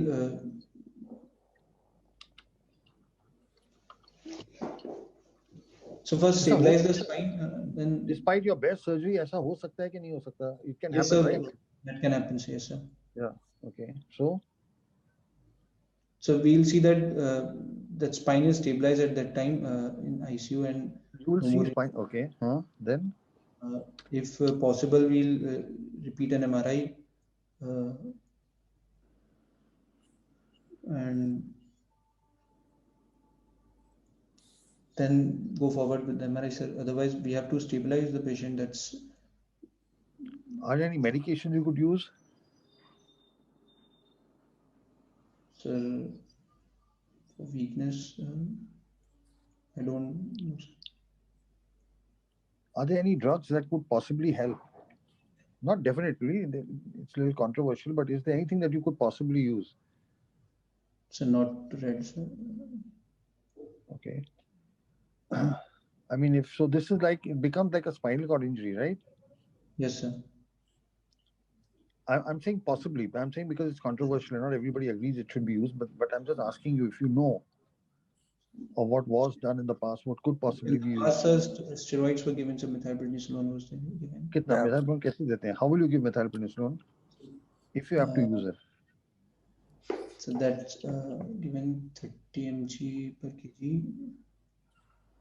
Um, Oh, so that 30 mg of kg what over what so over the we have to calculate it then total dose 30 mg 30 per kg. milligram per kg, you give it over 24 hours, over 1 hour, over 15 minutes, over what? So no, we'll give it in 24 hour. First, we'll नहीं, divide ऐसे it in थोड़ी देता है. first in 8 hours, uh, and No, no, then it's not like that. Bolus 30 milligram is given then over 15 minutes. or 15 minutes, and then you give it later. What is the dose for the remaining? It's Uh, 5.4 milligram per kg, Per right? kilogram body weight for. 23 hours. Yes, sir. For the next For 23 24. hours. Yes, sir. So what is the regime called? This regime is NASIS. Yes, sir. But you have to tell, see, you cannot keep quiet. You have, examiner should not ask, you must come spontaneously. I would like, in case if I see this patient having a neurological worsening, I would like to start the steroid immediately as part of the benefit to the patient with this protocol, right? You consider this as a spinal Yes, sir. injury. That's what is allowed, Professor Yeah, allowed. exactly. Yeah. So So you consider it like a spinal injury. iatrogenic trauma. Sir, I thought that was controversial. That is why I didn't. No, I mentioned. That's why Yes, I sir, when you mentioned it's mentioned it, controversial. then only I. Yeah. But would you have you seen it being used? Not Not not much. seen. Okay. Yes, sir. Okay. All right. Since we are discussing this, I mean, we've discussed posteriorly. I mean, I know maybe this is not the right case to go anteriorly, but can you tell me? Suppose this was not so extensive, and suppose it was a single level or a two level, and you went anteriorly, all right? Can you Yes, just sir. describe the approach if you had to? How would you do it? What would be Sir, the start from the position? so we keep the patient supine uh, with slight extension, uh, Slight extension, and okay. so we cannot extend much, manipulate the spine much in this patient. But for anterior cervical, anterior surgery, we should keep the You patient. keep something below the shoulder, below the neck. Yes, sir. Position becomes very important in spine surgery. Yeah. So we'll keep rolls below the shoulder and to uh, for the extension to be there, and then we go from the And right if you are side. doing, no, the problem was at C5, C6, what incision would you take? C5, C6, sir. Yes, sir. If you had to go to the C5, 6 level, what incision would you take? So C5, C6 level, sir, we will give an incision over the below What would the be anatomical landmark? I mean, so below the thyroid cartilage. the So cricoid. cricoid, From where cricoid, to where? From where to where? sir, cricoid cartilage. No, that's just a level. Yes, sir. Below it, 2 to 3 centimeters, sir. No, means from where to where? From the midline, sternocleidomastoid. I'm giving you answers. I mean, It's medial to the no, sternocleidomastoid. skin incision. I'm talking about the skin incision. Yes, sir. Okay, then Medial, once you incide the skin, what comes next? sir, skin, then superficial fascia, then platysma will come. Platysma. Okay. What do you do with the platysma? Then you So we can we given so we can we'll incise platysma. okay, and you develop. Then now you develop a plane. Where do you develop the plane? In Yes. relationship to the sternocleidomastoid, where do you develop the plane? So we'll keep the uh, the carotid artery laterally and the thyroid medially and go in between that. Okay. All right. Then what is there some muscle that you have to when you is there any other muscle that has to be split till you get there? Yes, sir. Okay. Okay. Hello. Now I'll go to the when you come to the if you have to let's say you have reached the disc. Tell me how Yes. you remove the disc. What do you do to the anterior osteophytes? What do you do to the disc? What do you do to the OPLL? If this was a single level, I'm just assuming. I just want to have a discussion so you have both sides. You've seen Yes. anterior approach, right? Yes, sir. I've seen, sir. Yeah. So now you are on the spine. Next, what? Sir, we'll remove the osteophytes. We'll drill Which osteophytes are you talking about? so interior Okay, that's osteophytes, done which are then. then we'll remove the so we plan to remove the vertebral body, then we can we can remove that with also, and otherwise we can um,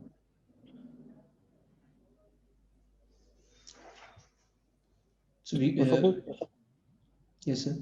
you remove the disc first, right? You remove the body Yes sir. directly. If you have to remove a So body, what do you we do remove the before? disc first. uh, Yeah. uh, we'll remove the disc in What do you do to after. the posterior osteophytes?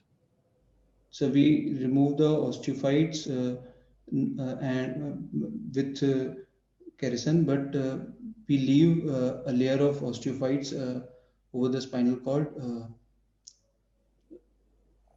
so over the thecal sac, so that the dura is not teared because it is adhered to the dural tissue. And let's say there is ossified ligament there. How would you remove that? Sir, we will uh, leave the What instrument will you use? What will you? How will you remove it? Would you drill it? Would you use some other instrument? How do you remove ossified ligament if you have to do it anteriorly? that I have not seen, sir. You've not seen. Okay. Not read. All right. Okay. Okay, Parthiban, what Yeah, else? So you can go ahead. yeah. I think we can come to I mean, reasonably yes discuss, but he has to improve a lot more, in my view, as a clinical, because quite a bit of improvement need to be done on Charunais. I think a long way to go. If you are Yes, a sir. final year student, I make you very clearly that you have, during this discussion, you have seen those points which I have mentioned. Please write it down and work up on that, and on that line, right? Yes, sir. Yes, sir. You have to work up on that line, and more bold discussions should be done. Yeah, it is possible. Alok, Yeah. yeah, I think you Okay, want I to think say we can hand something? over back to Rishabh. Rishabh, you want to invite any discussions from the audience or something? Let's keep some time for discussion. Actually, I like to show one slide. If Rashab Yeah, sure. Go ahead, please. permit Yeah. on this particular subject, maybe I can show you one slide.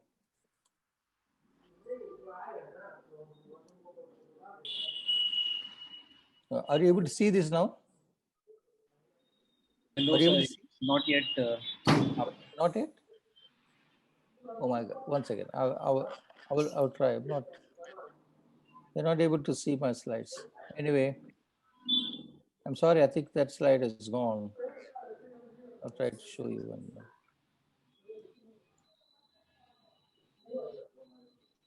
It's not coming, and I'm not able to see you.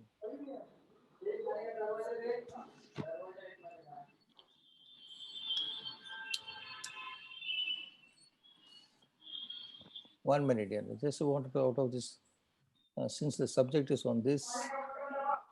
Are you able to see this now? Yes, yes, sir. I think it's loading up, and it was loaded, but then I lost it.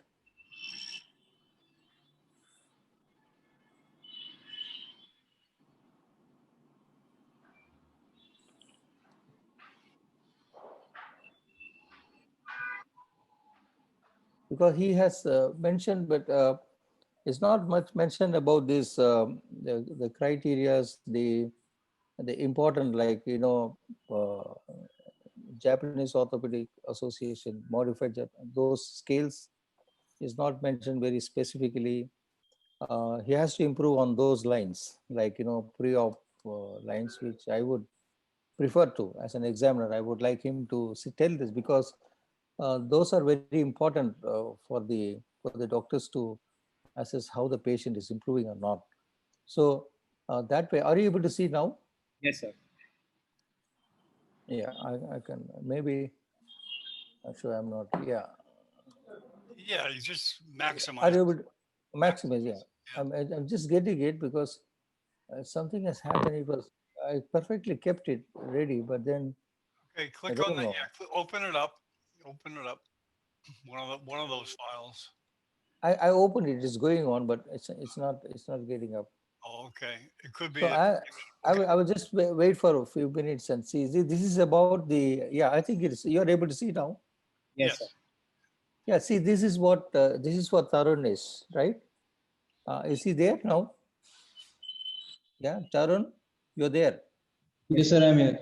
And now you see this is a very important the guidelines, right? This is the EOS by North American CSRS guideline, which made if you see that modified Japanese Orthopedic Association to moderate to severe, you recommend surgical intervention. And the mild cases, it's very difficult to plan for surgery, but you may have to ask the patients to go through a proper physiotherapy with caution that they may get into trouble over a period of time. So this is the one of the guidelines, but subsequently WFNS Spine Committee brought out another guideline, nothing much different, but slightly different from what was told by the earlier guidelines. So this is WFNS Spine Committee also recommended something similar, but only thing is that in few areas, particularly in the mild variety CSM, with non-myelopathic patients with evidence of cervical cord compression without signs and symptoms. That is a patient who comes asymptomatic, but you do find a non-myelopathic patient, but there's a severe cord compression. It's a very controversial subject. Now the students must know this. The reason for that is that you do get this kind of patients which comes to you in practice when you become a neurosurgeon.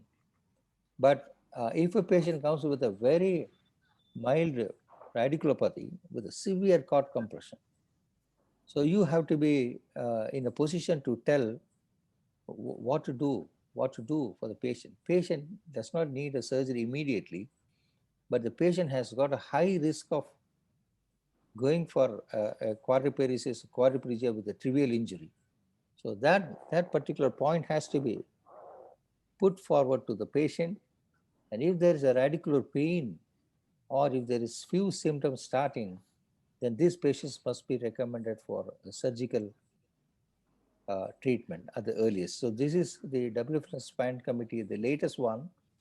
Professor Gileli is also here. I saw him here. And this is our article which we published. Right. I also encourage the young neurosurgeons to go through this guidelines as far as CSM is concerned. Now, for mild and moderate and severe, everyone knows it's very clear.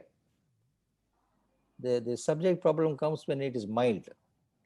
When there's a mild degree means 15 to 17 MJOA, you tell them don't get worried, you'll be all right, but wear a collar, be careful, do not get into do not go for a drive without a seat belt, give all protection, should be very careful, but at the same time give a caution and get an informed consent. The informed consent is because many times patients they refuse that the doctor has advised to you for a legal purpose.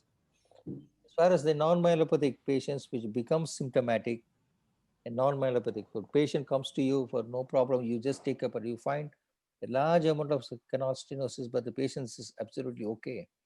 And that patient, when patient develops a radiculopathy or minimal symptoms, then they are for surgery. This is one particular thing I wanted to say. Nothing else. Thank you. I'll stop sharing in this. This is for the interest of the presenter. I show this. I'll try to stop Thank you, sharing. sir. Can I make some comments? Yeah, there. Jileli, Professor. Hi. Hi, Jileli. Hello, everybody. Actually, very nice meeting, a very nice discussion. it's like making an oral examination. Am I right? Yep. Yeah, exactly. Yeah. Yes, sir. Yes, sir. Okay. But I will just comment on the case. Actually, first of all, this case had a preserved lordosis. Lordosis is not lost. Yep. And it's a multi-level compression. So then it's, and then OPLL actually in multiple levels. And even I saw in some slides, there is some dural ossification, So in case dural ossification, anterior decompression is risky because of CSF leakage, more risky. And there is one paper from Japanese friends, Dr. Mizuno, saying that in cases of multi-level OPLL, dural ossification may reach up to 30%. Although you can protect the dura, even if it is ossified, but if you open it, then it's anterior CSF leakage is more difficult in cervical spine than any posterior leakages in other levels, because then you can cause some respiratory distress, swallowing difficulties, other things. So then I would never try to make an anterior surgery for this case. Posterior surgery is better. Besides, recent publications have shown us that if you make some sort of fusion, then OPLL can slow its progression or stop progression. So there are very nice long-term follow-up studies showing us that in case of fixation instead of laminoplasty, so then I would not prefer to make a laminoplasty in this case. I would possibly do a lateral mass fixation and laminectomy. Another thing is C2. If you remove C2, it's a very bad idea to remove C2 because the muscles attaching there are very strong muscles, and then you can you should better preserve the lamina of C2 and make under mining. I mean, remove some parts of the C2 and open the canal from there. These are my concerns. These are my comments on this case. Thank you. It's very nice, Professor Jileli. Thank you very much. Yeah. So, any questions from the audience, Yushab? Yeah. From the participants? We have had a few questions, sir. Question from Jairus was, any role of cervical CT to rule out EDH post-operatively if the patient deteriorates? Yeah, CT, but I personally I feel that you can do an MR. CT is okay, but MR will be better. There's one more question from Dr. Malappa. In this particular case, C1 to C7 would be better as there is significant compression at C2. Kindly opine regarding it. I mean, I think Dr. Malappa is talking about the incision and the decompression part, if I'm not wrong. As far as I'm concerned, I will do up to C2. But C2 to C7. But if I plan for fixation, then I may go one level above because I would like to include C2 and also C1 there because it's such a long segment. But here it is already fixed, as Professor Jileli was pointing. But here here as far as he has not produced as deflection extension X-ray, but with whatever investigation he has shown is more as a fixed, good lordotic spine. That's a very nice K positive case. Even I think I would not do C1. I think C2 onwards would be better, and I think that's much better. Yeah. Okay, can I make a comment, Alok? Hi. Atul, yeah, Atul. Good Yeah, evening, sir. please. Atul, yeah, hi. Yeah. So I enjoyed this discussion, and I enjoyed this initiative, and I'm sure this will give opportunity to young residents, and not, I should say, young learners and students of neurosurgery. I recently heard that nobody is old in neurosurgery. Everybody is a student of this great subject. And I have to make few comments about this case that was in the discussion. You see what, we described first in the literature, oblique osteotomies, oblique. You see, we oblique corpectomies. So what we did is we did oblique corpectomies. This I described some 20 years ago, and did, preserve the bone and remove the compressive factors and remove the osteophytes and the OPLL. So multi-level corpectomies, oblique, and by this technique, we avoided fixation. You see, only decompression was done, and our feeling was that these oblique corpectomies do not disturb the stability of the spine, and that is the reason we avoided fixation. So that was the premise that we used to follow. But what we realized, so what we are doing is, for several years, my experience with OPLL, initially with decompression from front, decompression from behind.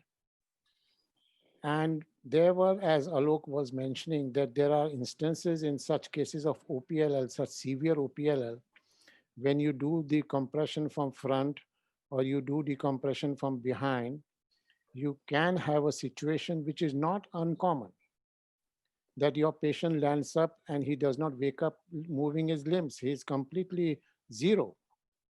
So that kind of experience we had earlier in my story of learning.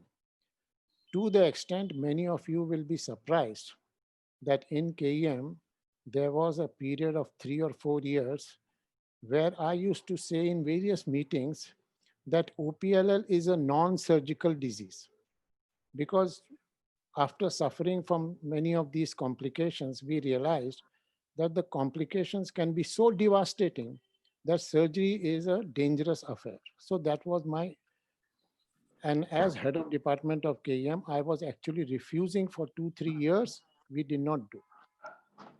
But then our learning process evolved. I am actually a little bit unhappy that the presenter, I think Tarun, his name or whatever his name, that he is presenting, but he did not see or read any recent publications on this subject.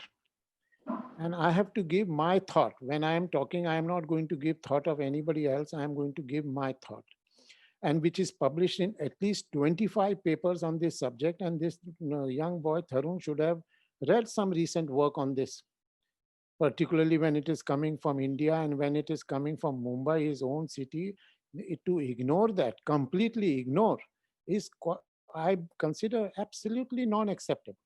So the concept which we have proposed, and we are absolutely thrilled about that concept, which I think is a revolution in the field of OPLL and this kind of complex multi-level degeneration, that instability is the primary issue.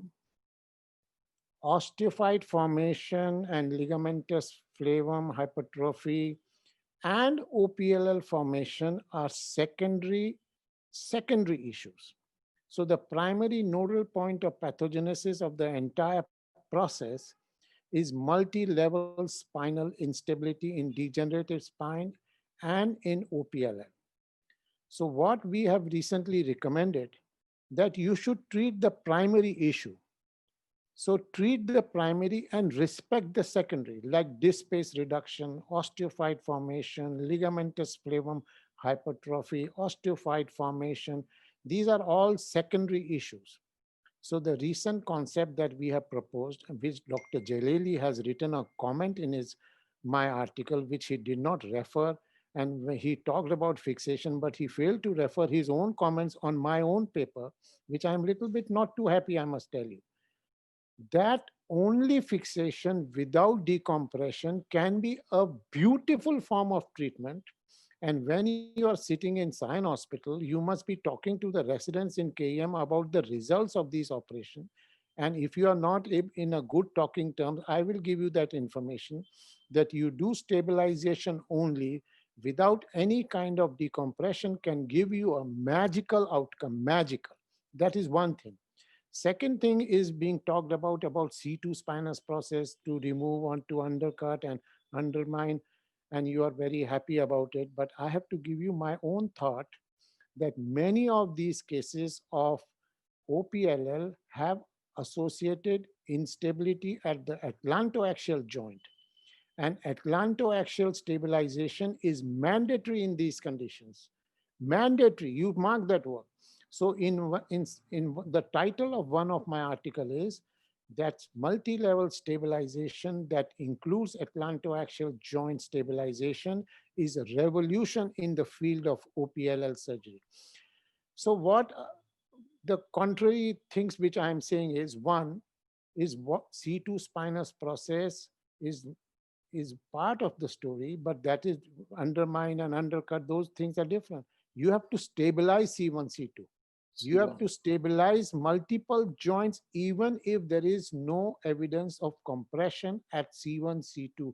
So this is my concept. And I have published heavily, at least 25 articles in the literature there in the for you to read.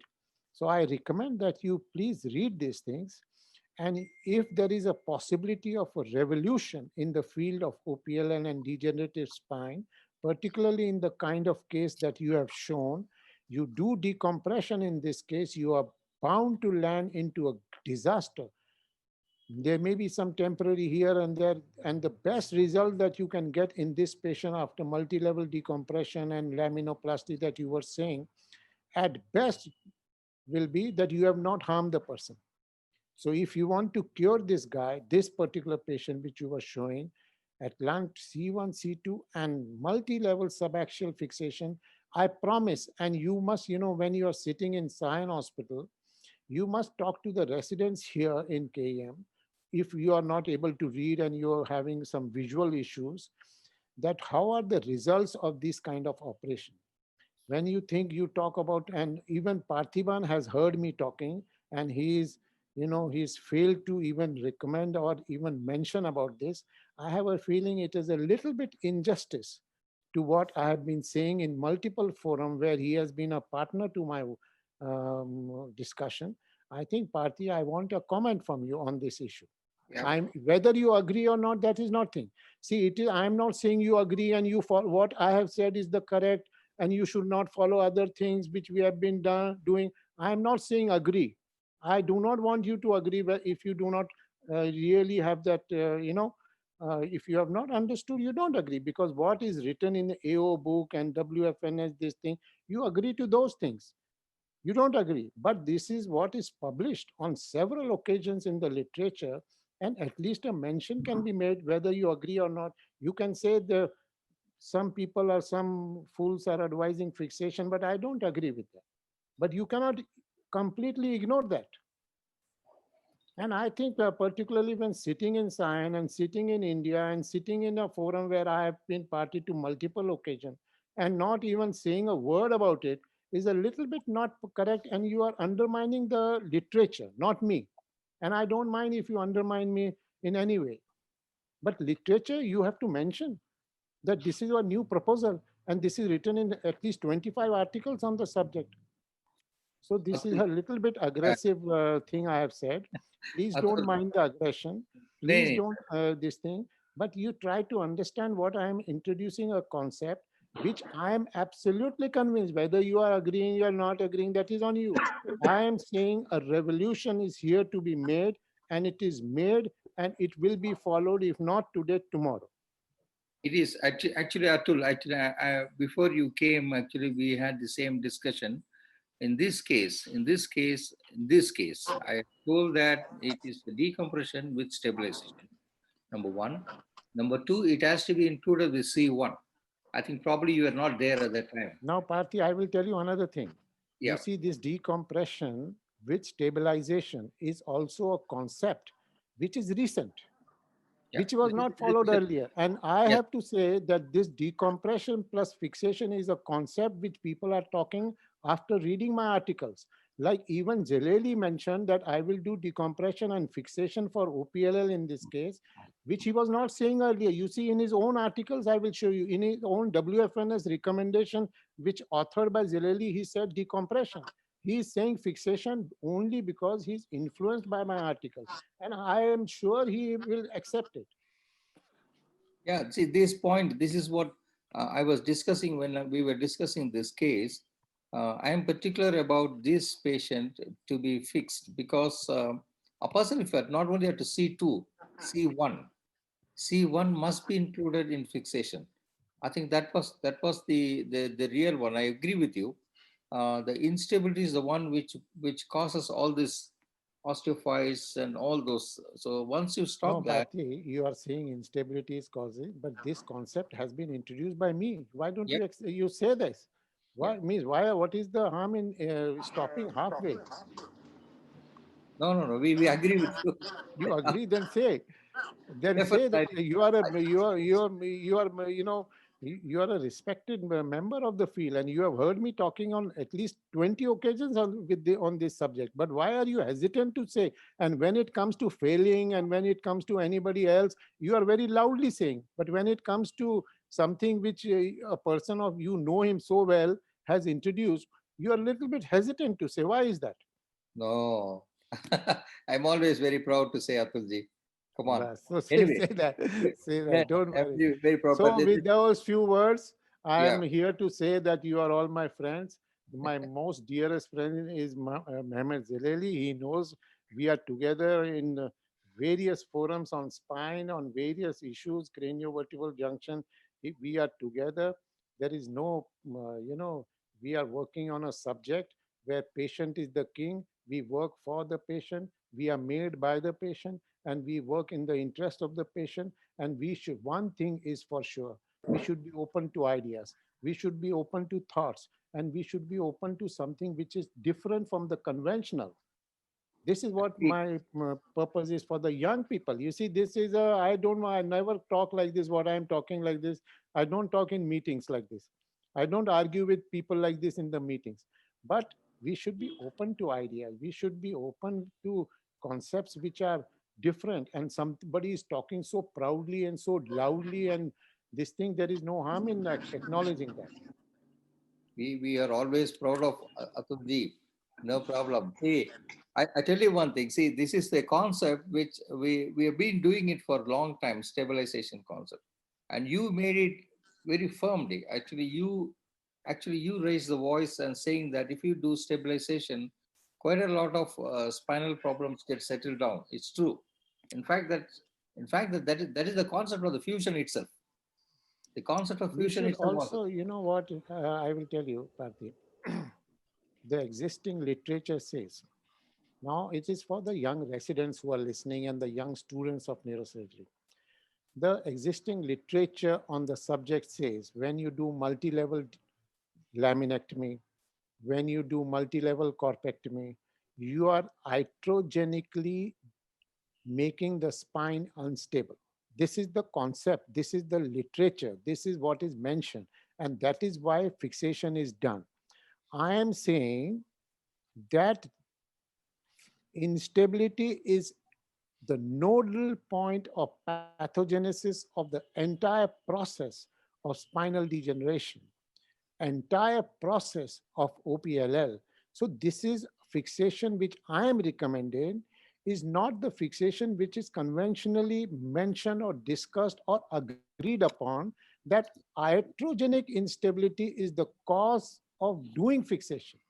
So that is the difference. You agree, Parthi, what I'm saying? I So got the this, I got the point. I got the point what you're trying to do. put it forward to the world of neurosurgery is that instability is the one which creates these osteophytes, the OPL formation. In fact, I agree with you one thing that even after decompression, the OPL continues to grow. The reason for it grows is there's a movement. Stop that. I know that this concept of being there with you, and you have been telling this for a long time. Now, the I other thing strongly is, agree with Pati, you. I other strongly thing, agree with you one thing. The students, they are not going through the literatures. So the reason why I showed the last three guidelines itself is for that only, because they have no idea. And so if the they have other, gone through the literature, and all these discussions will come in. I strongly agree with you. And I know that you are one of the best friends of neurosurgeons, and your points are always see, enthusiastically yeah, taken care. see the Yeah. other thing which I want to, you see, these young people are sitting. The youngest is, Parthi, and the youngest is Mehmet Zaleli, Mehmet Jilali. young, and youngest me is me. Yeah. So I invite the young people to read a very recent article published in World Neurosurgery just few weeks ago. You go to World Neurosurgery and read. I have written a recent beautiful article on a basis of a very big experience of the status of osteophytes after only fixation. You fix only, don't do decompression, don't do laminectomy, don't remove. And you read that article, I have stated that you do only fixation and the osteophytes automatically disappear. That is the recent article you must read. So you go, if you realize the entire neurosurgery, entire spinal neurosurgery is based on a concept that osteophyte is pathological, osteophyte is compressive, osteophyte is the culprit. So the whole operation is based on working interbody to remove the osteophyte or to do corpectomy to remove the osteophyte and to, essentially, or to do laminectomy to accommodate osteophyte. The whole spine surgery, the entire spine surgery is concentrated on one issue to remove the osteophyte. I am putting forth an idea. You don't agree on it. You completely disagree on it. That osteophyte is an indicator of spinal instability. One issue which Parthiban was discussing, that if the patient is having no symptom but a big osteophyte, what is your interpretation? The interpretation is the instability is settled, whether it is symptomatic or not, and that instability is indicated by the osteophyte. Osteophytes, disc space reduction, ligamentous buckling, ligamentous hypertrophy, facetal listhesis, spinal canal reduction, intervertebral foraminal reduction are secondary issues to primary spinal instability, which is not due to disc degeneration, disc space reduction, or reduction in the water content of the disc. It is due to your own problem that you have not exercised your back muscles. You have not exercised you have not jogged like Professor Ramani is doing at 85. You see his neck muscles and you see his strength of his spine. Because you don't exercise, you get vertical facetal instability as the primary issue. From there generates, or their blast of spinal degeneration occurs. Disc is not the issue. Osteophyte is not the problem. It is a solution which God introduces. They are protective. They are not harmful. They are protective. Problem is one. Either you have the power to strengthen your muscles of the neck and nape and the entire extensor compartment. If you realize the whole body, the muscles are in the back. How many muscles are in the front in the region of the disc? There is not a single muscle. The muscle longus colli is intervertebral, very thin, flimsy. All the muscles are back. All the muscles are acting on the facets. Disc is a divine structure. Disc is not the problem. Disc is always a solution. Identify the problem, treat the problem, and respect the solution which God is introducing. That is my concept. And this is a thing for the young people, not to just say, yeah, yeah, yeah, I agree and I agree, to think about. You think about it, what I'm saying. You think about and also read and also discuss with your fellow residents in this hospital and see what they say, whether they agree or not. I am having for last 10 years more than 350 international fellows who have visited me and seen this work. And when international person can come, a person from 1 kilometer cannot come. That is the irony of the whole situation. And to that extent, that even mentioning is felt like degrading your own self. That is my real issue. And but no harm done, no bad feelings against anybody. Take it easy, relax. Best wishes to you. There is one international fellow in the audience. I can see him on the screen. Abdul Rahim is on the screen from Egypt. He was my international fellow. Abdul, can you make a comment? He's my international fellow, one of 317 international fellows in last 10 years. And Abdul Rahim, I see him on the screen. I wish from Turkey, from Mehmet Jalili's, backyard. Let us see what Abdul Rahim is saying. Abdul, please go ahead if you can hear me.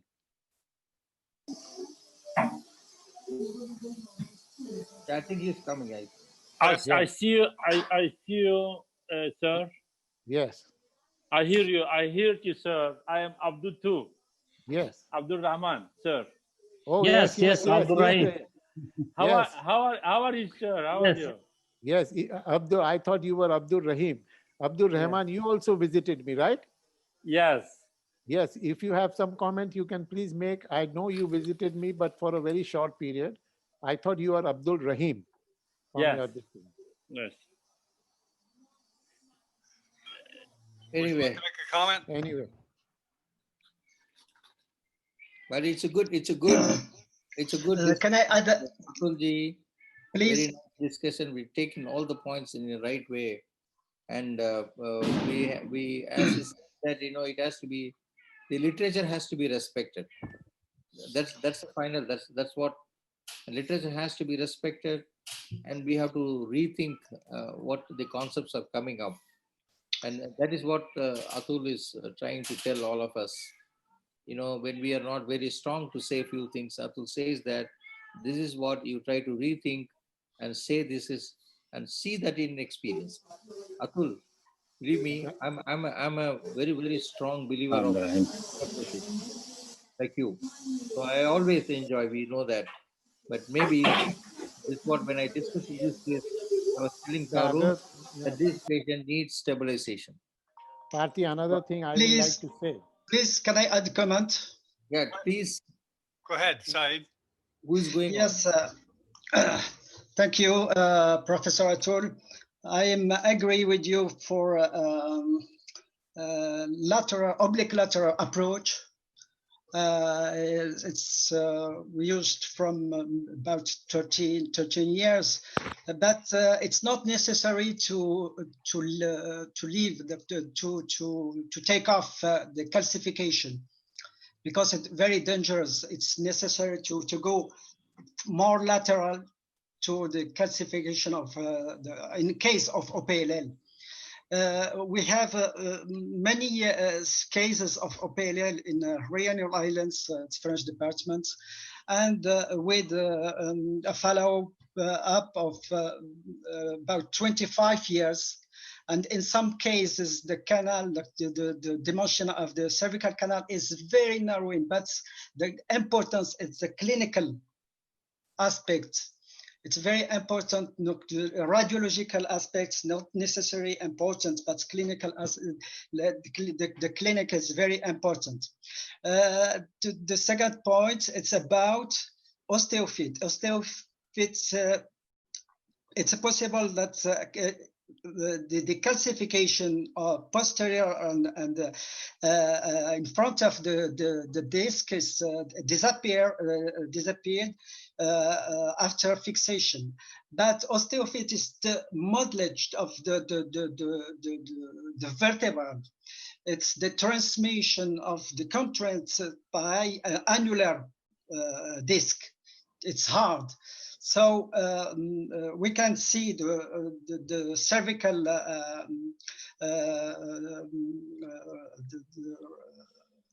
cervical as the dynamic point of view on no, and no static condition, but in dynamic condition. So I agree, it's not necessary to operate all the OPLL because they are very risky, and the fixation can be a solution in the case of OPLL, especially in superior part. That's all. Thank you. Okay, so one more message I want to give to the young students of neurosurgery. The title of this webinar is For the Residents and By the Residents. Yes. And I want to give a very good message to the residents that when we come in the field of neurosurgery, we have to come with open mind. You should say that I have not come to answer your questions, but to question your answers. Did you get my beautiful sentence? Yes. I have not come here, John Bennett, you listen to this. Okay. I have not come to answer your questions. I have come here to question your answers. Mhm. All the residents of neurosurgery should have open mind. They should be open to ideas. They should be open to thoughts. The mind should be supple and moldable. There is one person in the audience is right that this is not discussion for the MCS student. This is not discussion for MCS student. I am surprised. You see, this is the discussion where a young mind can be molded. And these young minds are no ordinary minds. They will not be molded by stupidity. They will not be molded by idiotic sentences. If there is some worthwhile thing, they should think about it. So you should be moldable. You should be, if you think there is some new idea that you are observing, you should immediately publish it. For your information, publication is the only way you can express yourself to the world. You should never undermine the importance of your own personal publication. You will be in the business only if you have published. So you must think about the subject of neurosurgery, keep your mind moldable, keep your mind supple like a young little beautiful person, walk like a strong man, and be open to ideas. Don't discard the ideas like rubbish. And if anybody in the audience is discarding what I'm saying like a rubbish, I think he is doing injustice. No, nobody can touch me. He's doing injustice to himself and to his patient. At least he should be able to think about. At least he should be going and reading what I'm saying or what others are saying. I'm not saying I'm this and that and you should follow me and all. No, no way I can say, nobody in the world can say like that. But you should be open to ideas. With those nice little words, I say thank you. And it was my great pleasure to participate.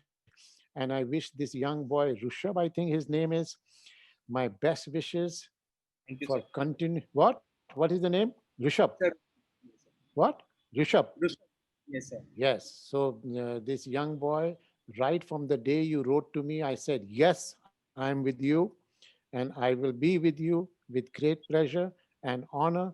You have to promise me that you will smile, you will laugh, you will enjoy, and you will learn this great subject of ours, great subject of neurosurgery, where we are students and disciples of God in the service of our patients. Thank you very much, my dear friends. Thank you. Thank you very much. I'd like to thank Professor Goel for gracing the occasion. Final comments, if any, from Professor Parthiban or Professor Alok Sharma, and we'll be winding up. No, I think it was a great discussion.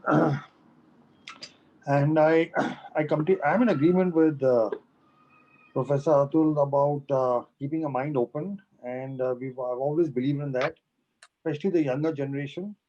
And both him and me had a common teacher who stimulated us, Dr. Manu Pathari. Do you agree? He's one person who Yeah, said never, absolutely. always question the written word. And he was a common teacher to both of us, and he always said, question everything, question This is what everything. the sentence which I said, Alok, was his. That Yeah, I have not come to answer your questions. yeah. I have come to question your answers. This is Dr. Manu Kothari's sentence. Never got it. So we have a common teacher. We believe in questioning, and uh, so I think if just that message goes to the younger neurosurgeons, that itself is an amazing message.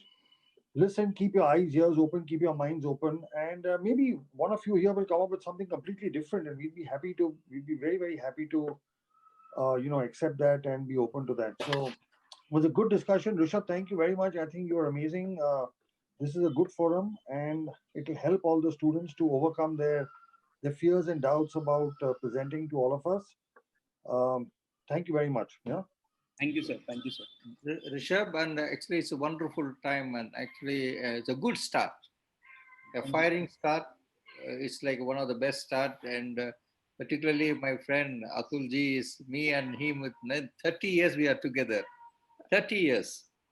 We have traveled by bus and we discuss so many things. This is wonderful, actually, discussing with the young generation, presenting a paper. But one thing which is said, important thing is that not come to the presentation without reading much about the literature. So that is very important. See, that's what I was telling about, that if you don't know the history, there is no point in becoming a neurosurgeon. There's no point. Because the history is far, far wide and it is depth with full of knowledge. And it's not only from us and from very close by, we are very next door, and you have to read a lot. And before you come for presentation, because here in this forum, you have such a beautiful time frame. You're giving a subject and you're presenting.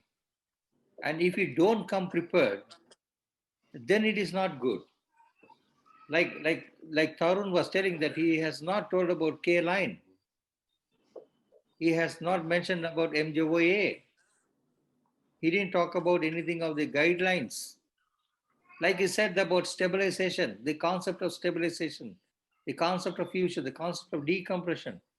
So I think that the student, the next time when he's going to present, must come with this. So this presentation, the whole 2.5 hours we have spent with Atul firing at the last period, it's very beneficial to everyone. Now we are all students only. Well, Like when we give answers, we get the questions. So we also learn from them. And best of luck and all the best. And we see more young generation students to come and present and more here. And younger people like us also, we will also join for discussion. well, I think we'll take your suggestion, and perhaps Dr. Chetta, before the next presentation, we'll have, a list of publications or something that they can read before the presentation. What do you think, Dr. Parthaban? Yeah, That's a good idea. I agree with that, because see, this subject is one of the best subject, I tell you. Cervical spondylotic myelopathy is one of the best common subject every other day the neurosurgeons see. And if you don't read the latest article, you don't read at least for 3-4 years article, and there is no point in presenting. So we'll make it as a criteria. Let it be a criteria that the student who is going to present in the next any subject for that matter should have at least a good knowledge about the last 5 years of publication or last 1 decade of publication. Yeah, and they can share they can share what articles maybe Yes. could be read. He puts forward with this, sir, I will do like this, sir, I will do like this. This is being debated. This is the new concept. You said that. You said like Atul was telling about it. And where you think that you have a cancerous bone next to your discectomy site, and why do you think about ilia crest? When I presented that, Atul said that you have something in your brain that you take the cancerous bone very close to the vertebral body and place it into the disc space. You swap the bones, and it's a beautiful fusion occurs. I know that when he saw that in Korea, he said that. That's a beautiful, it's a simple concept. But everyone should read where the publications are done, where the presentations are being done. So the next presentation when the student comes, and let it be as a standard that they should come with well prepared the latest articles published. Okay. and so that the presentation becomes better and better. Okay. We'll take that suggestion and go ahead. Go ahead, Dr. Cheddar. You want to say something? I'd like to say something. Well, you know, it's always good to see Atul. He's like the Elvis Presley of Zoom. People follow him where he goes, and his advice is excellent. Questioning the answers, that's exactly what Dr. Parthaban was doing, and I admire the way he was, you know, keeping on top of the students or the residents and making them think. And this was one of our best webcasts, Dr. Parthaban, we've had as far as interactivity, I think, and learning. And okay, Dr. Chetta, do you have something that you want to part with? Yeah, I think everyone, I mean, this forum is pretty young. As Professor Goel said, our mind should be supple. We are still innovating with our techniques of presenting. This is a learning platform for everyone. Our presenter today was from AIIMS Jodhpur, and I think that is the purpose of this forum. It is to understand what protocols are followed in different hospitals and to learn from them, and eventually innovate yourself so that it is for the betterment of the patients and not for the surgeon himself. So these are the learning days for residents in all, and this is, I think this platform would provide a fantastic learning experience to all the residents, especially the exam going ones. Not only the exam going ones, but especially the exam going ones, helps them to innovate with their case presentations for the final exams. At the same time, makes them think about what is exactly going through the examiner's mind and how to go about it. As Professor Parthiban had interrupted while saying that it should be you to speak, not us to ask. So I think the few take-home messages. For the next session, we'll like to innovate by introducing a few papers. We'll read up a few papers. I assure the panelists all about regarding that. If there are no comments, I think we'll wind up. I'd like to thank Professor Deepak Jha, HOD from AIIMS Jodhpur.